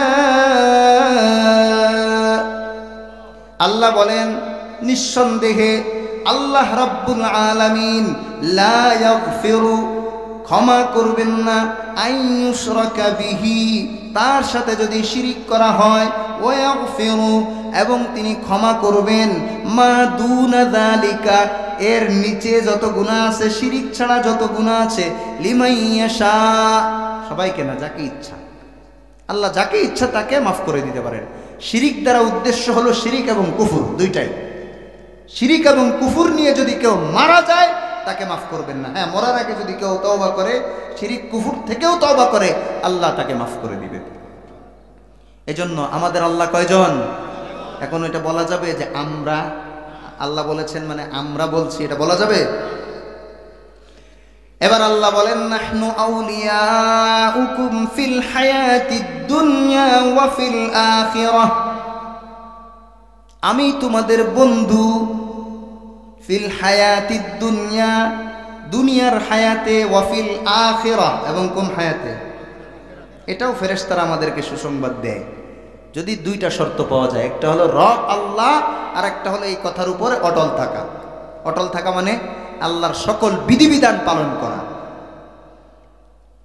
এবার আল্লাহ বলছেন ওয়ালাকুম ফিহা মা তাশতাহি আনফুসুকুম ওয়ালাকুম ফিহা মা তাদউন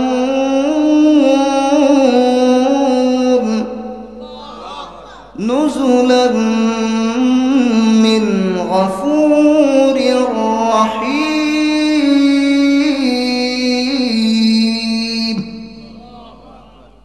আল্লাহ বলেন তোমরা যেটা মনে মনে চাইবে সেটাও জান্নাতে পাবে। ওয়ালাকুম ফিহা মা তাদউন, আর মুখ দিয়ে যেটা চাইবে সেটাও পাবে। এবার আপনাদেরকে শুরুতে একটা হাদিস পড়ে শুনিয়েছিলাম, সেটা সম্পর্কে বলি। قال النبي صلى الله عليه وسلم من حفظ القرآن وعمل لما فيه ألبس والداه تاجا يوم القيامة। যে ব্যক্তি হাফেজে কোরআন হবে, কি হবে? ওয়ামিলা লিমা ফিহি, আর কোরআনের মধ্যে যা আছে সেই অনুযায়ী আমল করবে। উলবিসা ওয়ালিদা, এই আয়াতের কাছে আসতেছি আবার। উলবিসা ওয়ালিদা, তাদের মা বাবাকে পরিধান করানো হবে তাজান, এমন একটা মুকুট, ইয়াউমাল কিয়ামাতি, কিয়ামতের দিন, দাউহু আহসানু মিন দাউইশ শামস, যেই নূরের মুকুটের সৌন্দর্য সূর্যের সৌন্দর্যে অনেক বেশি। সূর্যের যে সৌন্দর্য আছে এই সৌন্দর্যের চেয়ে অনেক গুণ বেশি হবে সেই নূরানি মুকুটের সৌন্দর্য। সুবহানাল্লাহ। কাকে পরানো হবে? মা বাবাকে, হাফেজে কোরআনের মা বাবাকে পরানো হবে। সুবহানাল্লাহ। যাউহু আহসানু মিন দাউইশ শামস, এক হাদিসে আছে আল্লাহর নবী বলেন এটার আলো সূর্যের আলোক থেকে অনেক সুন্দর হবে।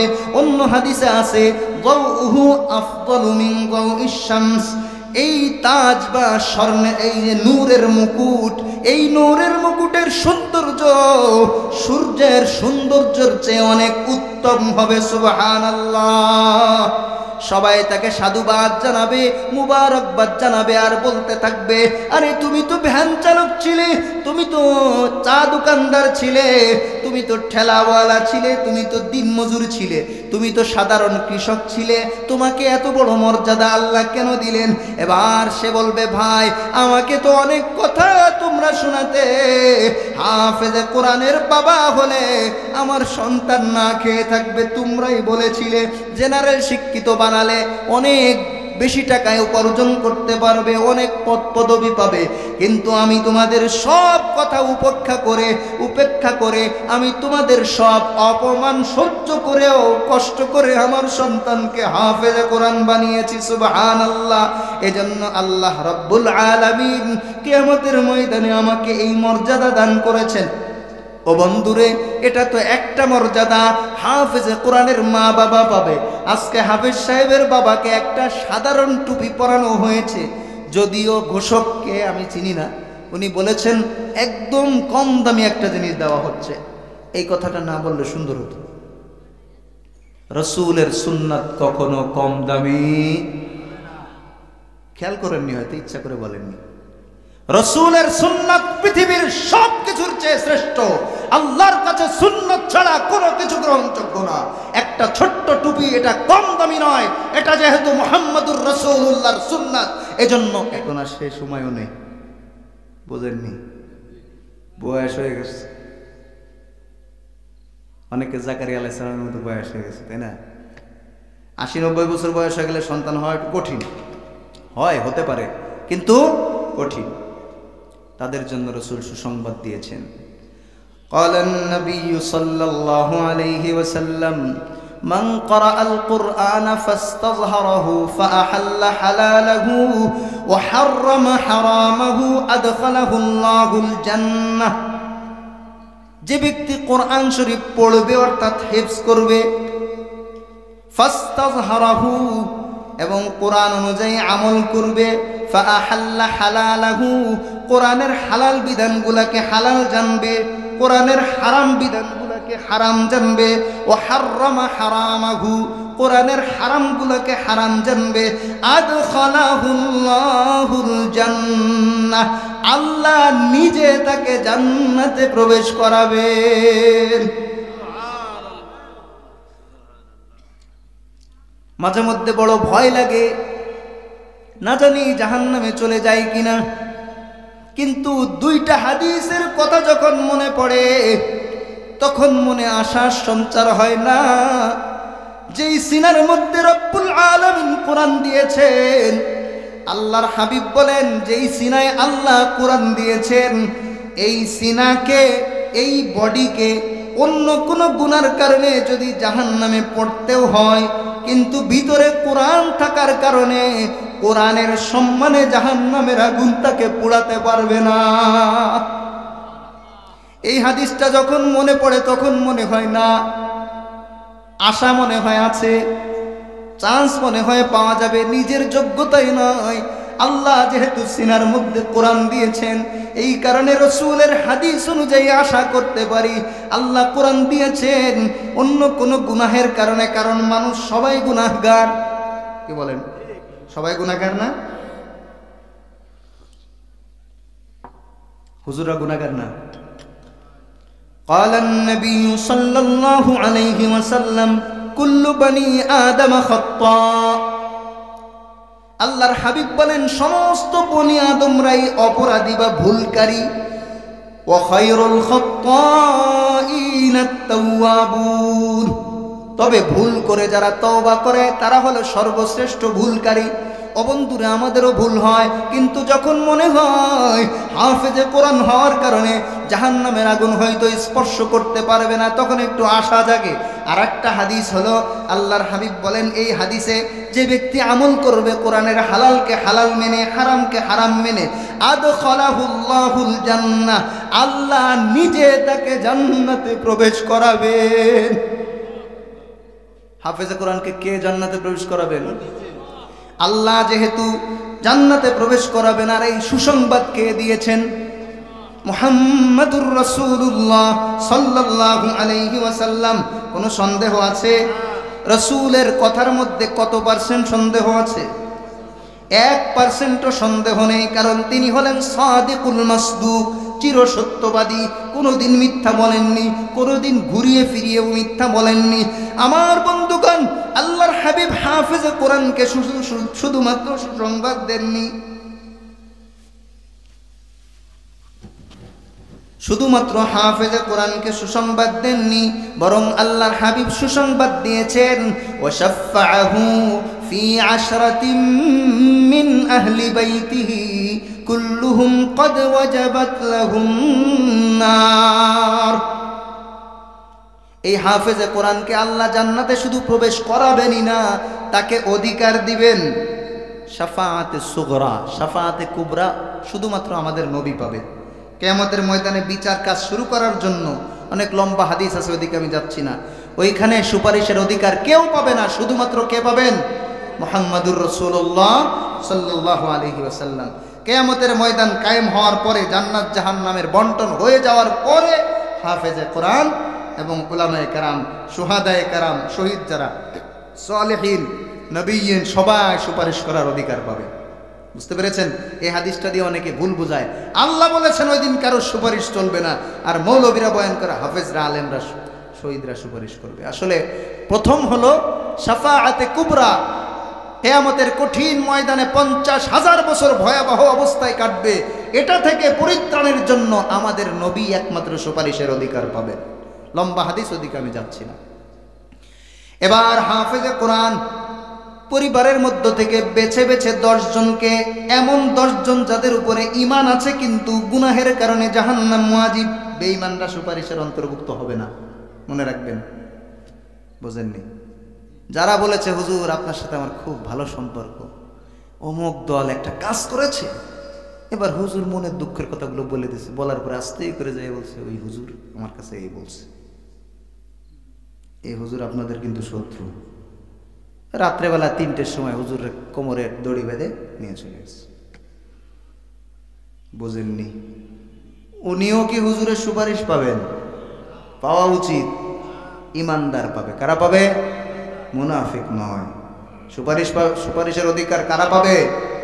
ইমানদারের জন্য সুপারিশ গ্রহণযোগ্য হবে।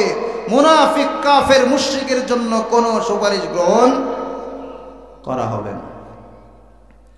10 জনকে বেছে বেছে, ইমানদার কিন্তু গুনাহের কারণে জাহান্নামে চলে গেছে, বেছে বেছে 10 জনকে জান্নাতে নেওয়ার পরে হাফেজে কোরআন যখন 10 নম্বর ব্যক্তির জন্য সুপারিশ করছেন, এবার পাশের থেকে আরেক চাচা ডাক দিয়ে বলছে, ও ভাতিজা হাফেজে কোরআন, তোমার তো 10 জন হয়ে গেছে, কিন্তু আমার বাড়িতে খাওয়া দাওয়া করার কারণে তুমি হাফেজ হতে পেরেছো।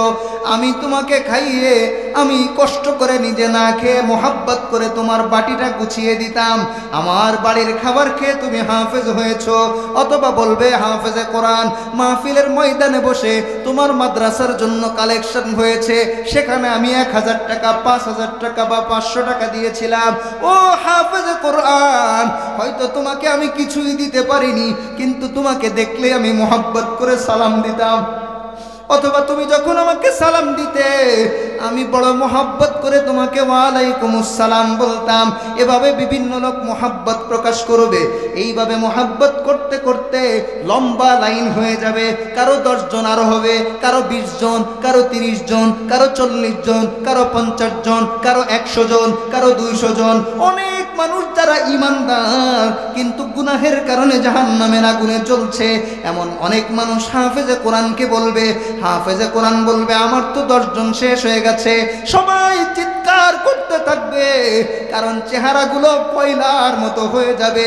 কিয়ামতের ভয়াবহতা এত বেশি, আল্লাহ রাব্বুল আলামিন বলেন, বাদদালনাহুম জুলুদান গায়রাহা লিয়াযুকুল আযাব। আরে জাহান্নামে তো এমন অবস্থা হবে, জাহান্নামের ভয়াবহতা এমন হবে, জাহান্নামের মধ্যে আগুনে প্রজ্বলিত হওয়ার কারণে শরীরের গোশত, চামড়াগুলো নষ্ট হয়ে যাবে। আমি আল্লাহ এই চামড়াগুলো আবার পরিবর্তন করে দিব, যাতে করে আবার পুনরায় সে আমার আযাবের স্বাদ আস্বাদন করতে পারে। নাউযুবিল্লাহ। আল্লাহ আমাদেরকে জাহান্নাম থেকে হেফাজত করুন, সকলে বলি আমিন। এই কঠিন জাহান্নামের মধ্যে থেকে বলবে ভাতিজা বা দাদা বা ভাই, তুমি যদি সুপারিশ না করো, এই কঠিন জাহান্নামের আগুন আর সহ্য করতে পারছি না। তখন একটু চিন্তা করে দেখো, আল্লাহর সাথে কথা বলে দেখো, হাফেজে কোরআন যদি আলেম হয়, কোরআন শরীফের তরজমা জানে, অনুবাদ জানে, ঠিক কিনা? এজন্য শুধু হাফেজ বানানো যাবে না, হাফেজের সাথে সাথে আলেম বানাতে হবে। তাহলে পুরা কোরআন শরীফের মধ্যে যা কিছু আছে, হাফেজে কোরআন যেহেতু তার মুখস্থ আছে, এর পাশাপাশি সে আলেম, সমস্ত আয়াতগুলোর অনুবাদ জানে, আল্লাহ কোথায় কি বলেছেন সব কিছু জানে।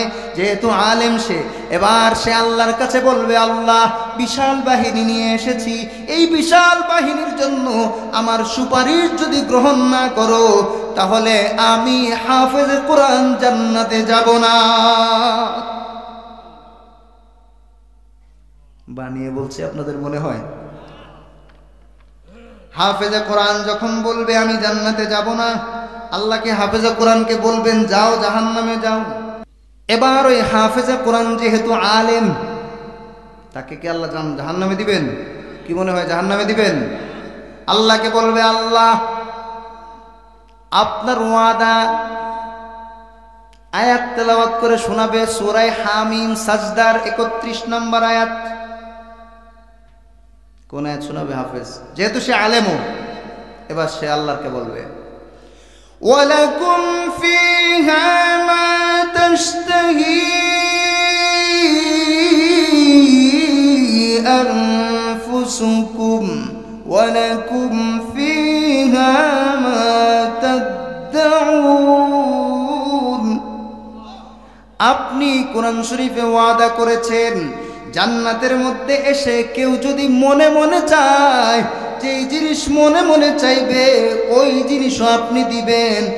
আর ওয়ালাকুম ফিহা মা তাদউন, আর যেই জিনিসটা কেউ মুখ দিয়ে দাবি করবে সেটাও আপনি পূরণ করবেন। আমার মনের চাহিদা এবং মুখের দাবি হলো আমার এই প্রিয় মানুষগুলাকে না নিয়ে আমি জান্নাতে যাব না। আপনি ওয়াদা করেছেন, ফেরেশতাদের মাধ্যমে সুসংবাদ দিয়েছেন, এবার আপনি আপনার ওয়াদা পালন করুন। এবার বলেন আল্লাহ নিজের কোরআনে যেই ওয়াদা করেছেন ওই ওয়াদাটা পালন করবেন কিনা? বলেন করবেন কিনা? যেহেতু 30 নম্বর আয়াতে আল্লাহ বলেছেন ফেরেশতারা সুসংবাদ দিবে। কি সুসংবাদ? ওয়া আবশিরু বিল জান্নাহ, ওই জান্নাতের সুসংবাদ দাও আল্লাতী কুনতুম তুআদুন, যেই জান্নাতের ব্যাপারে তোমাদের সাথে ওয়াদা করা হয়েছে।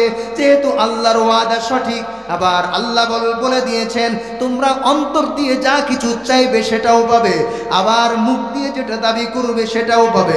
এটা তোমাদের যোগ্যতা দিয়ে পাবে না। 32 নম্বর আয়াতে আল্লাহ বলেন কেন পাবে শোনো, যেহেতু হাফেজে কোরআন এবং উলামায়ে কেরাম বাস শাফাআতের উপযুক্ত যারা, তারা আমার কাছে সুপারিশ করবে। এই সুপারিশ তাদের যোগ্যতা বলে আমি কবুল করব না, বরং এটা আমার পক্ষ থেকে স্পেশাল গিফট। নুজুলাম মিন গফুরির রহিম, গফুর এবং রহিম আল্লাহ রাব্বুল আলামিনের পক্ষ থেকে স্পেশাল মেহমানদারি হিসেবে, স্পেশাল উপহার হিসেবে, স্পেশাল গিফট হিসেবে আল্লাহ রাব্বুল আলামিন এই হাফেজ এবং উলামায়ে কেরাম আরও যারা আছে যারা সুপারিশের উপযুক্ত, সুপারিশ করার উপযুক্ত, তাদের সমস্ত সুপারিশগুলো আল্লাহ রাব্বুল আলামিন কবুল করবেন নিজের যোগ্যতায়। আল্লাহ সেটাও বলে দিয়েছেন, ও বান্দা তোমার দায়িত্ব তো তুমি সুপারিশ করবা, কিন্তু আমি আল্লাহ তোমার সেই সুপারিশকে কবুল করব কেন? এটা আমার স্পেশালিটি, এটা আমার যোগ্যতা, কারণ আমি গফুর, তোমার গুনাহ ক্ষমা আমি যে কোনো সময় করতে পারি। আমি রহিম, আমি আখিরাতে বড় আদর করে, মায়া করে, দয়া করে তোমাদের মুমিন মুসলমানকে মাফ করে দিব। এখানে আল্লাহ রহমান শব্দ ব্যবহার করেননি। উলামায়ে কেরাম আছেন, আল্লাহ বলেছেন নুজুলাম মিন গফুরির রহিম। রহিম শব্দ খাসসাতুন লিল আখিরাহ ওয়া খাসসাতুন লিল মুমিনিন। রহিম এটা এমন একটা শব্দ, এটা মুমিনদের জন্য খাস স্পেশালিটি। মুমিনদেরকে আল্লাহ কিয়ামতের ময়দানে রহিম দ্বারা দয়া করবেন। এজন্য হাফেজে কোরআন যদি বেশি বেশি তৈরি হয়, সুপারিশকারী বাড়বে না কমবে? বলেন বাড়বে না কমবে? এ ধরনের প্রতিষ্ঠান যেখানে আছে সেখানে বেশি বেশি সহযোগিতা করা দরকার কিনা? মাদ্রাসার স্বার্থে না নিজের স্বার্থে? আমি কালেকশন করছি না, আপনাদের ভালোর জন্য বলছি। যেই মাদ্রাসা থেকে হাফেজ তৈরি হয়, কোরআনের হাফেজ মানে ওহির হাফেজ, যেই কোরআন আল্লাহ আমার আপনার নবী মুহাম্মাদুর রাসূলুল্লাহ সাল্লাল্লাহু আলাইহি ওয়াসাল্লামের মাধ্যমে আমাদেরকে দান করেছেন। শুধু তাই নয়, এই কোরআনের মর্যাদা আসমানে আরো 103টা কিতাবের কোনোটার মধ্যে নেই। আছে সাইজে বড় তাওরাত 1000 খণ্ড, কিন্তু মর্যাদার দিক থেকে কোরআন অনেক উপরে, অনেক ঊর্ধ্বে।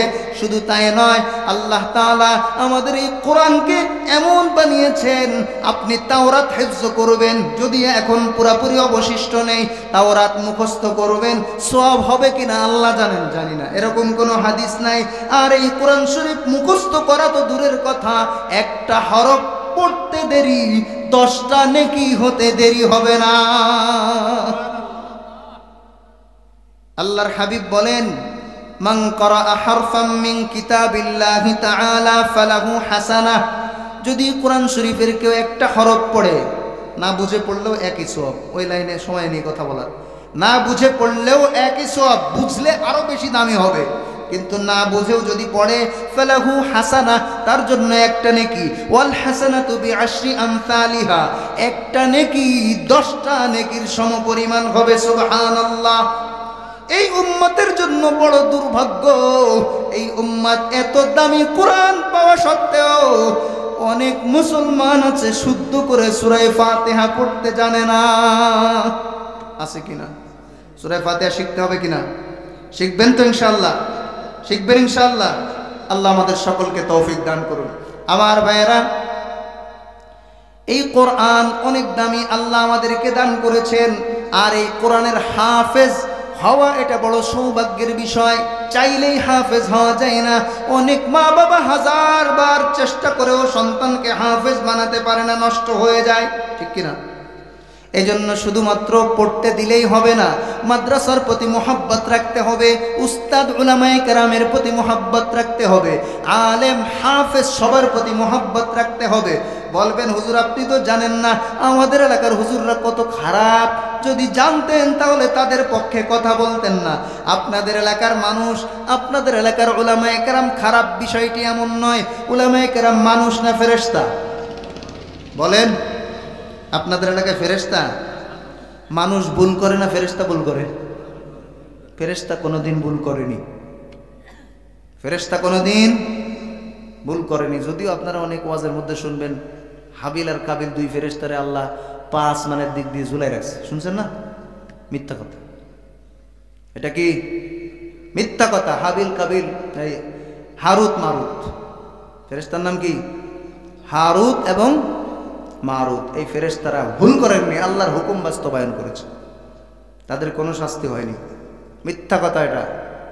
যদি কেউ হাদিস বলে সেটা ভুল, মিথ্যা। তাফসির বললে ভুল তাফসির। আল্লাহ স্পষ্ট কোরআন শরীফের মধ্যে ঘোষণা দিয়েছেন, ইয়া আইয়ুহাল্লাযীনা আমানু কু আনফুসাকুম, হে ঈমানদাররা তোমরা নিজেদেরকে বাঁচাও, ওয়া আহলিকুম নারা, আর নিজের পরিবার সদস্যদেরকে বাঁচাও, নারান জাহান্নামের আগুন থেকে, ওয়াকুদুহান নাসু ওয়াল হিজারা, জাহান্নামের আগুনকে প্রজ্বলিত করা হবে মানুষ এবং পাথর দ্বারা। এবার আল্লাহ বলেন, আলাইহা মালাইকাতুন গিলাযুন শিদাদ, সেখানে অনেক কঠোর ফেরেশতারা থাকবে, অনেক মজবুত ফেরেশতা থাকবে, তারা অনেক ভয়াবহ। লা ইয়াসুনাল্লাহা মা আমারাহুম, আল্লাহ রাব্বুল আলামিন যা কিছু অর্ডার করবেন সেটাই তারা পালন করবে, আল্লাহর নাফরমানি তারা করে না। লা ইয়াসুনাল্লাহা, আল্লাহর নাফরমানি তারা করে না। মা আমারাহুম, যা কিছু তাদেরকে তিনি আদেশ করেন সেটাই তারা করে। ওয়া ইয়াফআলুনা মা ইউমারুন, যা কিছু তাদেরকে করতে বলা হয় শুধু তাই করে। কোনো ফেরেশতা কোনোদিন আল্লাহর নাফরমানি করেনি। এজন্য মানুষকে আল্লাহ ফেরেশতাদের চেয়ে দামি বানিয়ে দিয়েছেন। এর কারণ হলো মানুষ ভুল করে আবার তওবা করে, ভুল করে আর তওবা করে। এজন্য আল্লাহ বলেছেন, ওয়ালাকাদ কাররামনা বানি আদম, সমস্ত সৃষ্টির উপরে সবথেকে মর্যাদাবান আমি বানিয়েছি আদম সন্তানদেরকে। আর তাদের মধ্যে শ্রেষ্ঠ হলো উম্মতে মুহাম্মাদি। উম্মতে মুহাম্মাদি জান্নাতে যাওয়ার আগ পর্যন্ত আর কোন নবীর উম্মত জান্নাতে যাবে না, মনে থাকবে? তাহলে এই দামি উম্মত, আমাদের উম্মতের সর্বশ্রেষ্ঠ সম্পদ কোরআন। যেটা বলছিলাম, আপনাদের এলাকার আলেমরা হাফেজরা শুধু অপরাধ করে এরকম না, মানুষ হিসেবে সব এলাকায় আলেম হাফেজ যারা ভুল করতে পারে, ভুল করতে পারে, কিন্তু একদিন সে তো শুধরাবে, তওবা করবে। আপনি হয়তো সমালোচনা করবেন, তাকে অপছন্দ করবেন, দেখবেন আপনার নিজের ক্ষতি হয়েছে। আমি দেখেছি যারা বেশি থেকে বেশি আলেমদের সমালোচনা করে তাদের সন্তান কখনোই মানুষ হয় না, তাদের সন্তান হাফেজ আলেম হয় না। এজন্য সব আলেমদেরকে মোহাব্বত করতে হবে। পারবো না ইনশাআল্লাহ? মাদ্রাসাকে মোহাব্বত করব, শিক্ষকদের ভুল ভ্রান্তি হলে সাথে সাথে যে অ্যাটাক করব না। আপনি আমাকে চিনেন, আমার ছেলের গায়ে হাত তুলেছেন, আমি কি করতে পারি? আপনি কি করতে পারেন? আপনার অধিকার আছে আপনার ছেলের জীবনটা আপনি নষ্ট করতে পারেন, এর বেশি কিচ্ছু করতে পারবেন না। ও বন্ধু, 24টা ঘন্টা বাচ্চারা দুষ্টামি করে কিনা? এই দুষ্টামি সহ্য করে উস্তাদরা কয় টাকা বেতন দেন? 8,000, 7,000, 10,000। এই সামান্য টাকা নিয়ে আপনার সন্তানের পেছনে, আপনার নাতিপুতির পেছনে, আপনার পোতাপুতনির পেছনে, আপনার ভাই ভাতিজার পেছনে মাত্র সামান্য টাকা শ্রম, তারও তো সংসার আছে, এজন্য নিতে হয়, তাই নেন। সামান্য টাকা দিয়ে মনে করেন আপনি তাকে কিনে নিয়েছেন, আপনার গোলাম হয়ে গেছে না। 24টা ঘন্টা বাচ্চারা কি পরিমাণ দুষ্টুমি করে আপনি জানেন না। কারণ যারা কোরআন শরীফ পড়ে পৃথিবীতে সবচেয়ে তাদের দাম বেশি। রাসূল বলেছেন খায়রুকুম মান তাআল্লামাল কুরআন ওয়া আল্লামা। আর এই দামি জাতি, এই যে কোরআনের সন্তান যারা, কোরআনের পাখি যারা, এদেরকে শয়তান সব সময় এদের পেছনে লেগে থাকে যাতে এরা ছিটকে যায়। এই বাচ্চাদেরকে কন্ট্রোল করতে করতে কখনো কখনো 2-1 বাড়ি বেশি হয়ে যায়। কিন্তু আপনি এটা জানেন না, এই হাফেজ, এই সন্তান 3 বছর 4 বছর 5 বছর পড়ার পরে হাফেজ হয়। এই 3-4 বছর যত হাজার অপরাধ করেছে তার 10 ভাগের 1 ভাগের বিচারও যদি হুজুর করত, আপনার সন্তান কখনোই মাদ্রাসায় পড়তে পারত না। হুজুররা অনেক সময় দেখেও না দেখার ভান করে আর একদিক ঘুরে চলে যায়। এ নালিশ করে হুজুর আমার ছেলেকে মেরেছে, ও নালিশ করে হুজুর আমার ছেলেকে গালি দিয়েছে। নালিশ শুনতে শুনতে অবস্থা খারাপ হয়ে যায়, নালিশ শুনেও চুপচাপ থাকে। কারণ প্রত্যেকটা অন্যায়ের বিচার করতে গেলে এই সন্তান মানুষ হবে না, অনেক কষ্ট সহ্য করে, মাঝে মধ্যে বেশি রাগ হয়ে 2-4টা বাড়ি দিয়ে বসে। আমাকে এক অভিভাবক বলল, হুজুর আমার ছেলেকে যেন মারে না। মানুষ হয় হোক, না হয় না হোক। আমি হুজুরদের বলে দিলাম খবরদার আপনারা কেউ মারবেন না, যা হয় হোক। পরের দিন আবার ফোন, সব হুজুর বসা আমার পাশে। হুজুর আজকেও বাড়ি দিয়েছে। আমার একটু রাগ হয়েছে, হুজুর আমি নিষেধ করার পরেও আপনারা বাড়ি দিলেন কেন? এবার হুজুর শোনাচ্ছে, হুজুর ওনার ছেলে আর একজনের রানের উপরে উঠে নাচতেছে। এখন আমি যদি আদর করে নামাতে যাই আর এর পাটা ভেঙে যায়, তখন কি হবে বলেন তো? একটা বাচ্চা আর একটা বাচ্চার পার উপরে যদি নাচে, তাহলে কি আদর করে চুমু দিয়ে নামাবে না বাড়ি দিয়ে নামাবে? করণীয় কি? হুজুর আল্লাহর নাম নিয়ে, আমি আপনার কথা আমার মনে ছিল তাও বাড়ি দিছি, কারণ আমার বিকল্প রাস্তা নেই। পরে আমি বললাম, আপনার ছেলেকে কি জন্য মারছে জানেন? এই ঘটনা। ভবিষ্যতে আর কোনোদিন আমাকে ফোন দিবেন না, আপনার বাচ্চা পড়াতে মন না চাইলে নিয়ে যান, আমি ওই দায়িত্ব নিতে পারবো না। আমার এখানে পিটাবো আমরা, তাতে আমার জেলে যাওয়া লাগলে লাগবে। একটা বাচ্চাকে মানুষ করতে গেলে যা প্রয়োজন সব করব। আপনার কাছে আমি জবাবদিহিতা করব না, হিসাব করব না। আপনি আমার ফরমে সিগনেচার করে তারপরে ভর্তি করেননি? আমার ফরমে লেখা আছে জায়েজ শাস্তি দেওয়ার অধিকার কর্তৃপক্ষের থাকবে, এই ব্যাপারে কোনো ধরনের আপত্তি চলবে না, স্পষ্ট লেখা আছে। তো জায়েজ শাস্তি কোনটা? চোখ কানা হয়ে যায়, এটা না জায়েজ শাস্তি। কান কেটে গেছে, হাড় ভেঙে গেছে, এগুলো না জায়েজ। কিন্তু পিটালে একটু দাগ হয়, রক্ত বেরোয়, এটা হতেই পারে।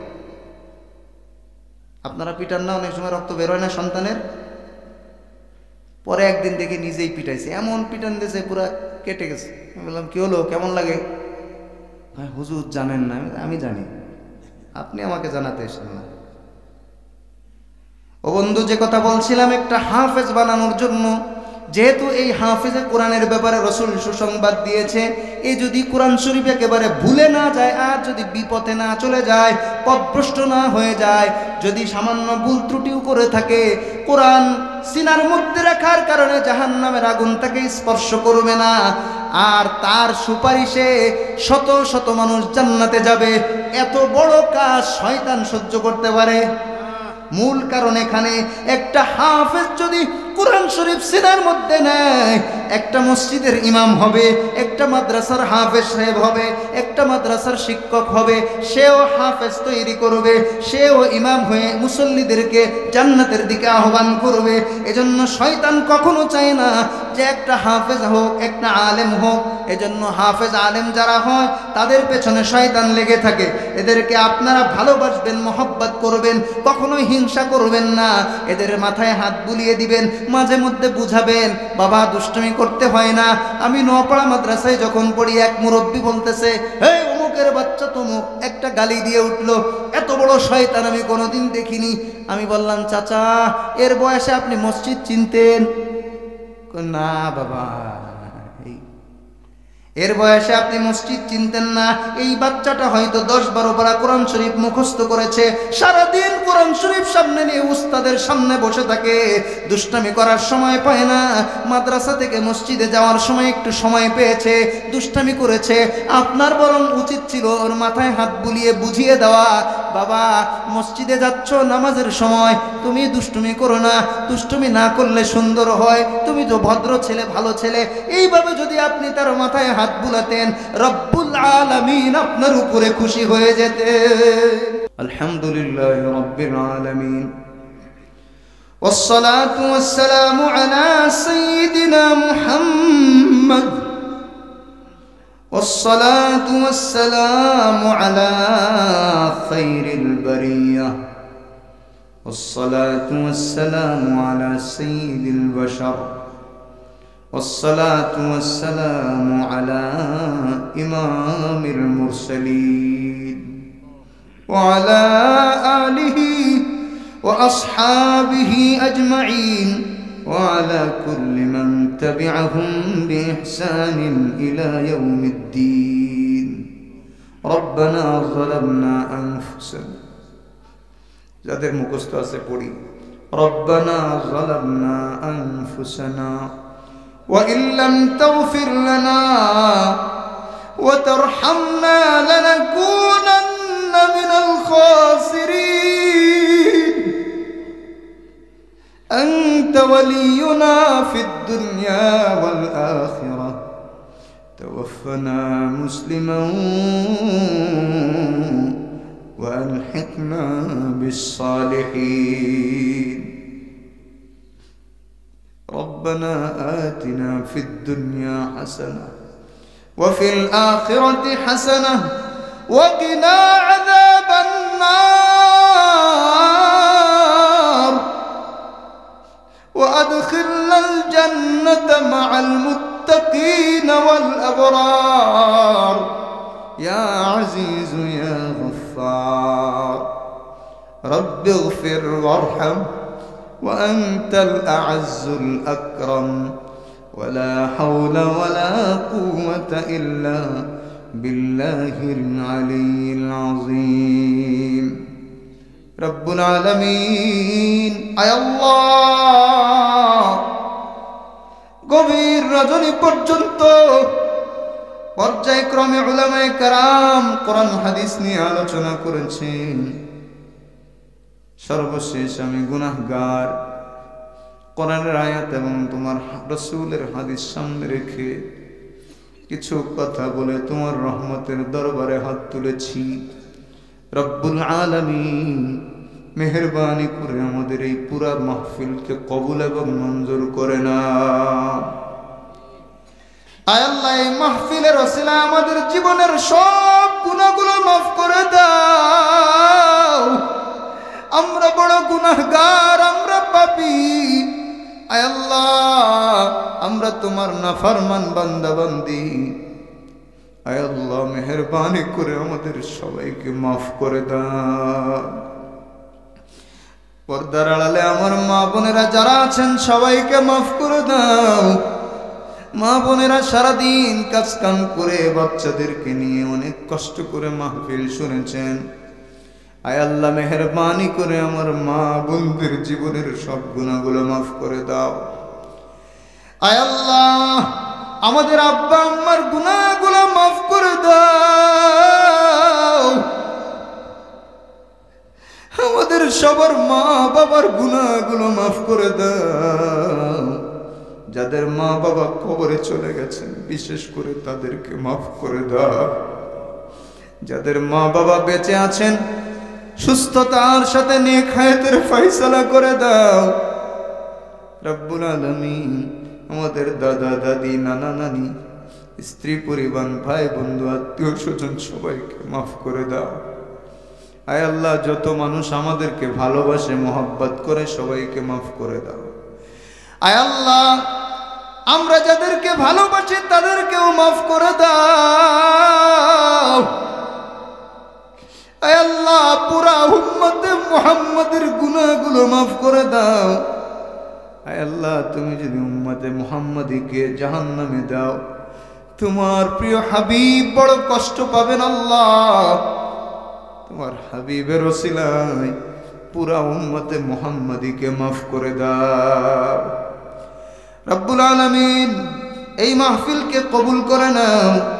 আয় আল্লাহ, মাহফিলে যারা এসেছেন, আয় আল্লাহ, বক্তা শ্রোতা সবাইকে কোরআন হাদিসের উপর আমল করার তৌফিক দাও। আয় আল্লাহ, পুরুষ মহিলা যত মানুষ শুনেছে সবাইকে আমল করার তৌফিক দাও।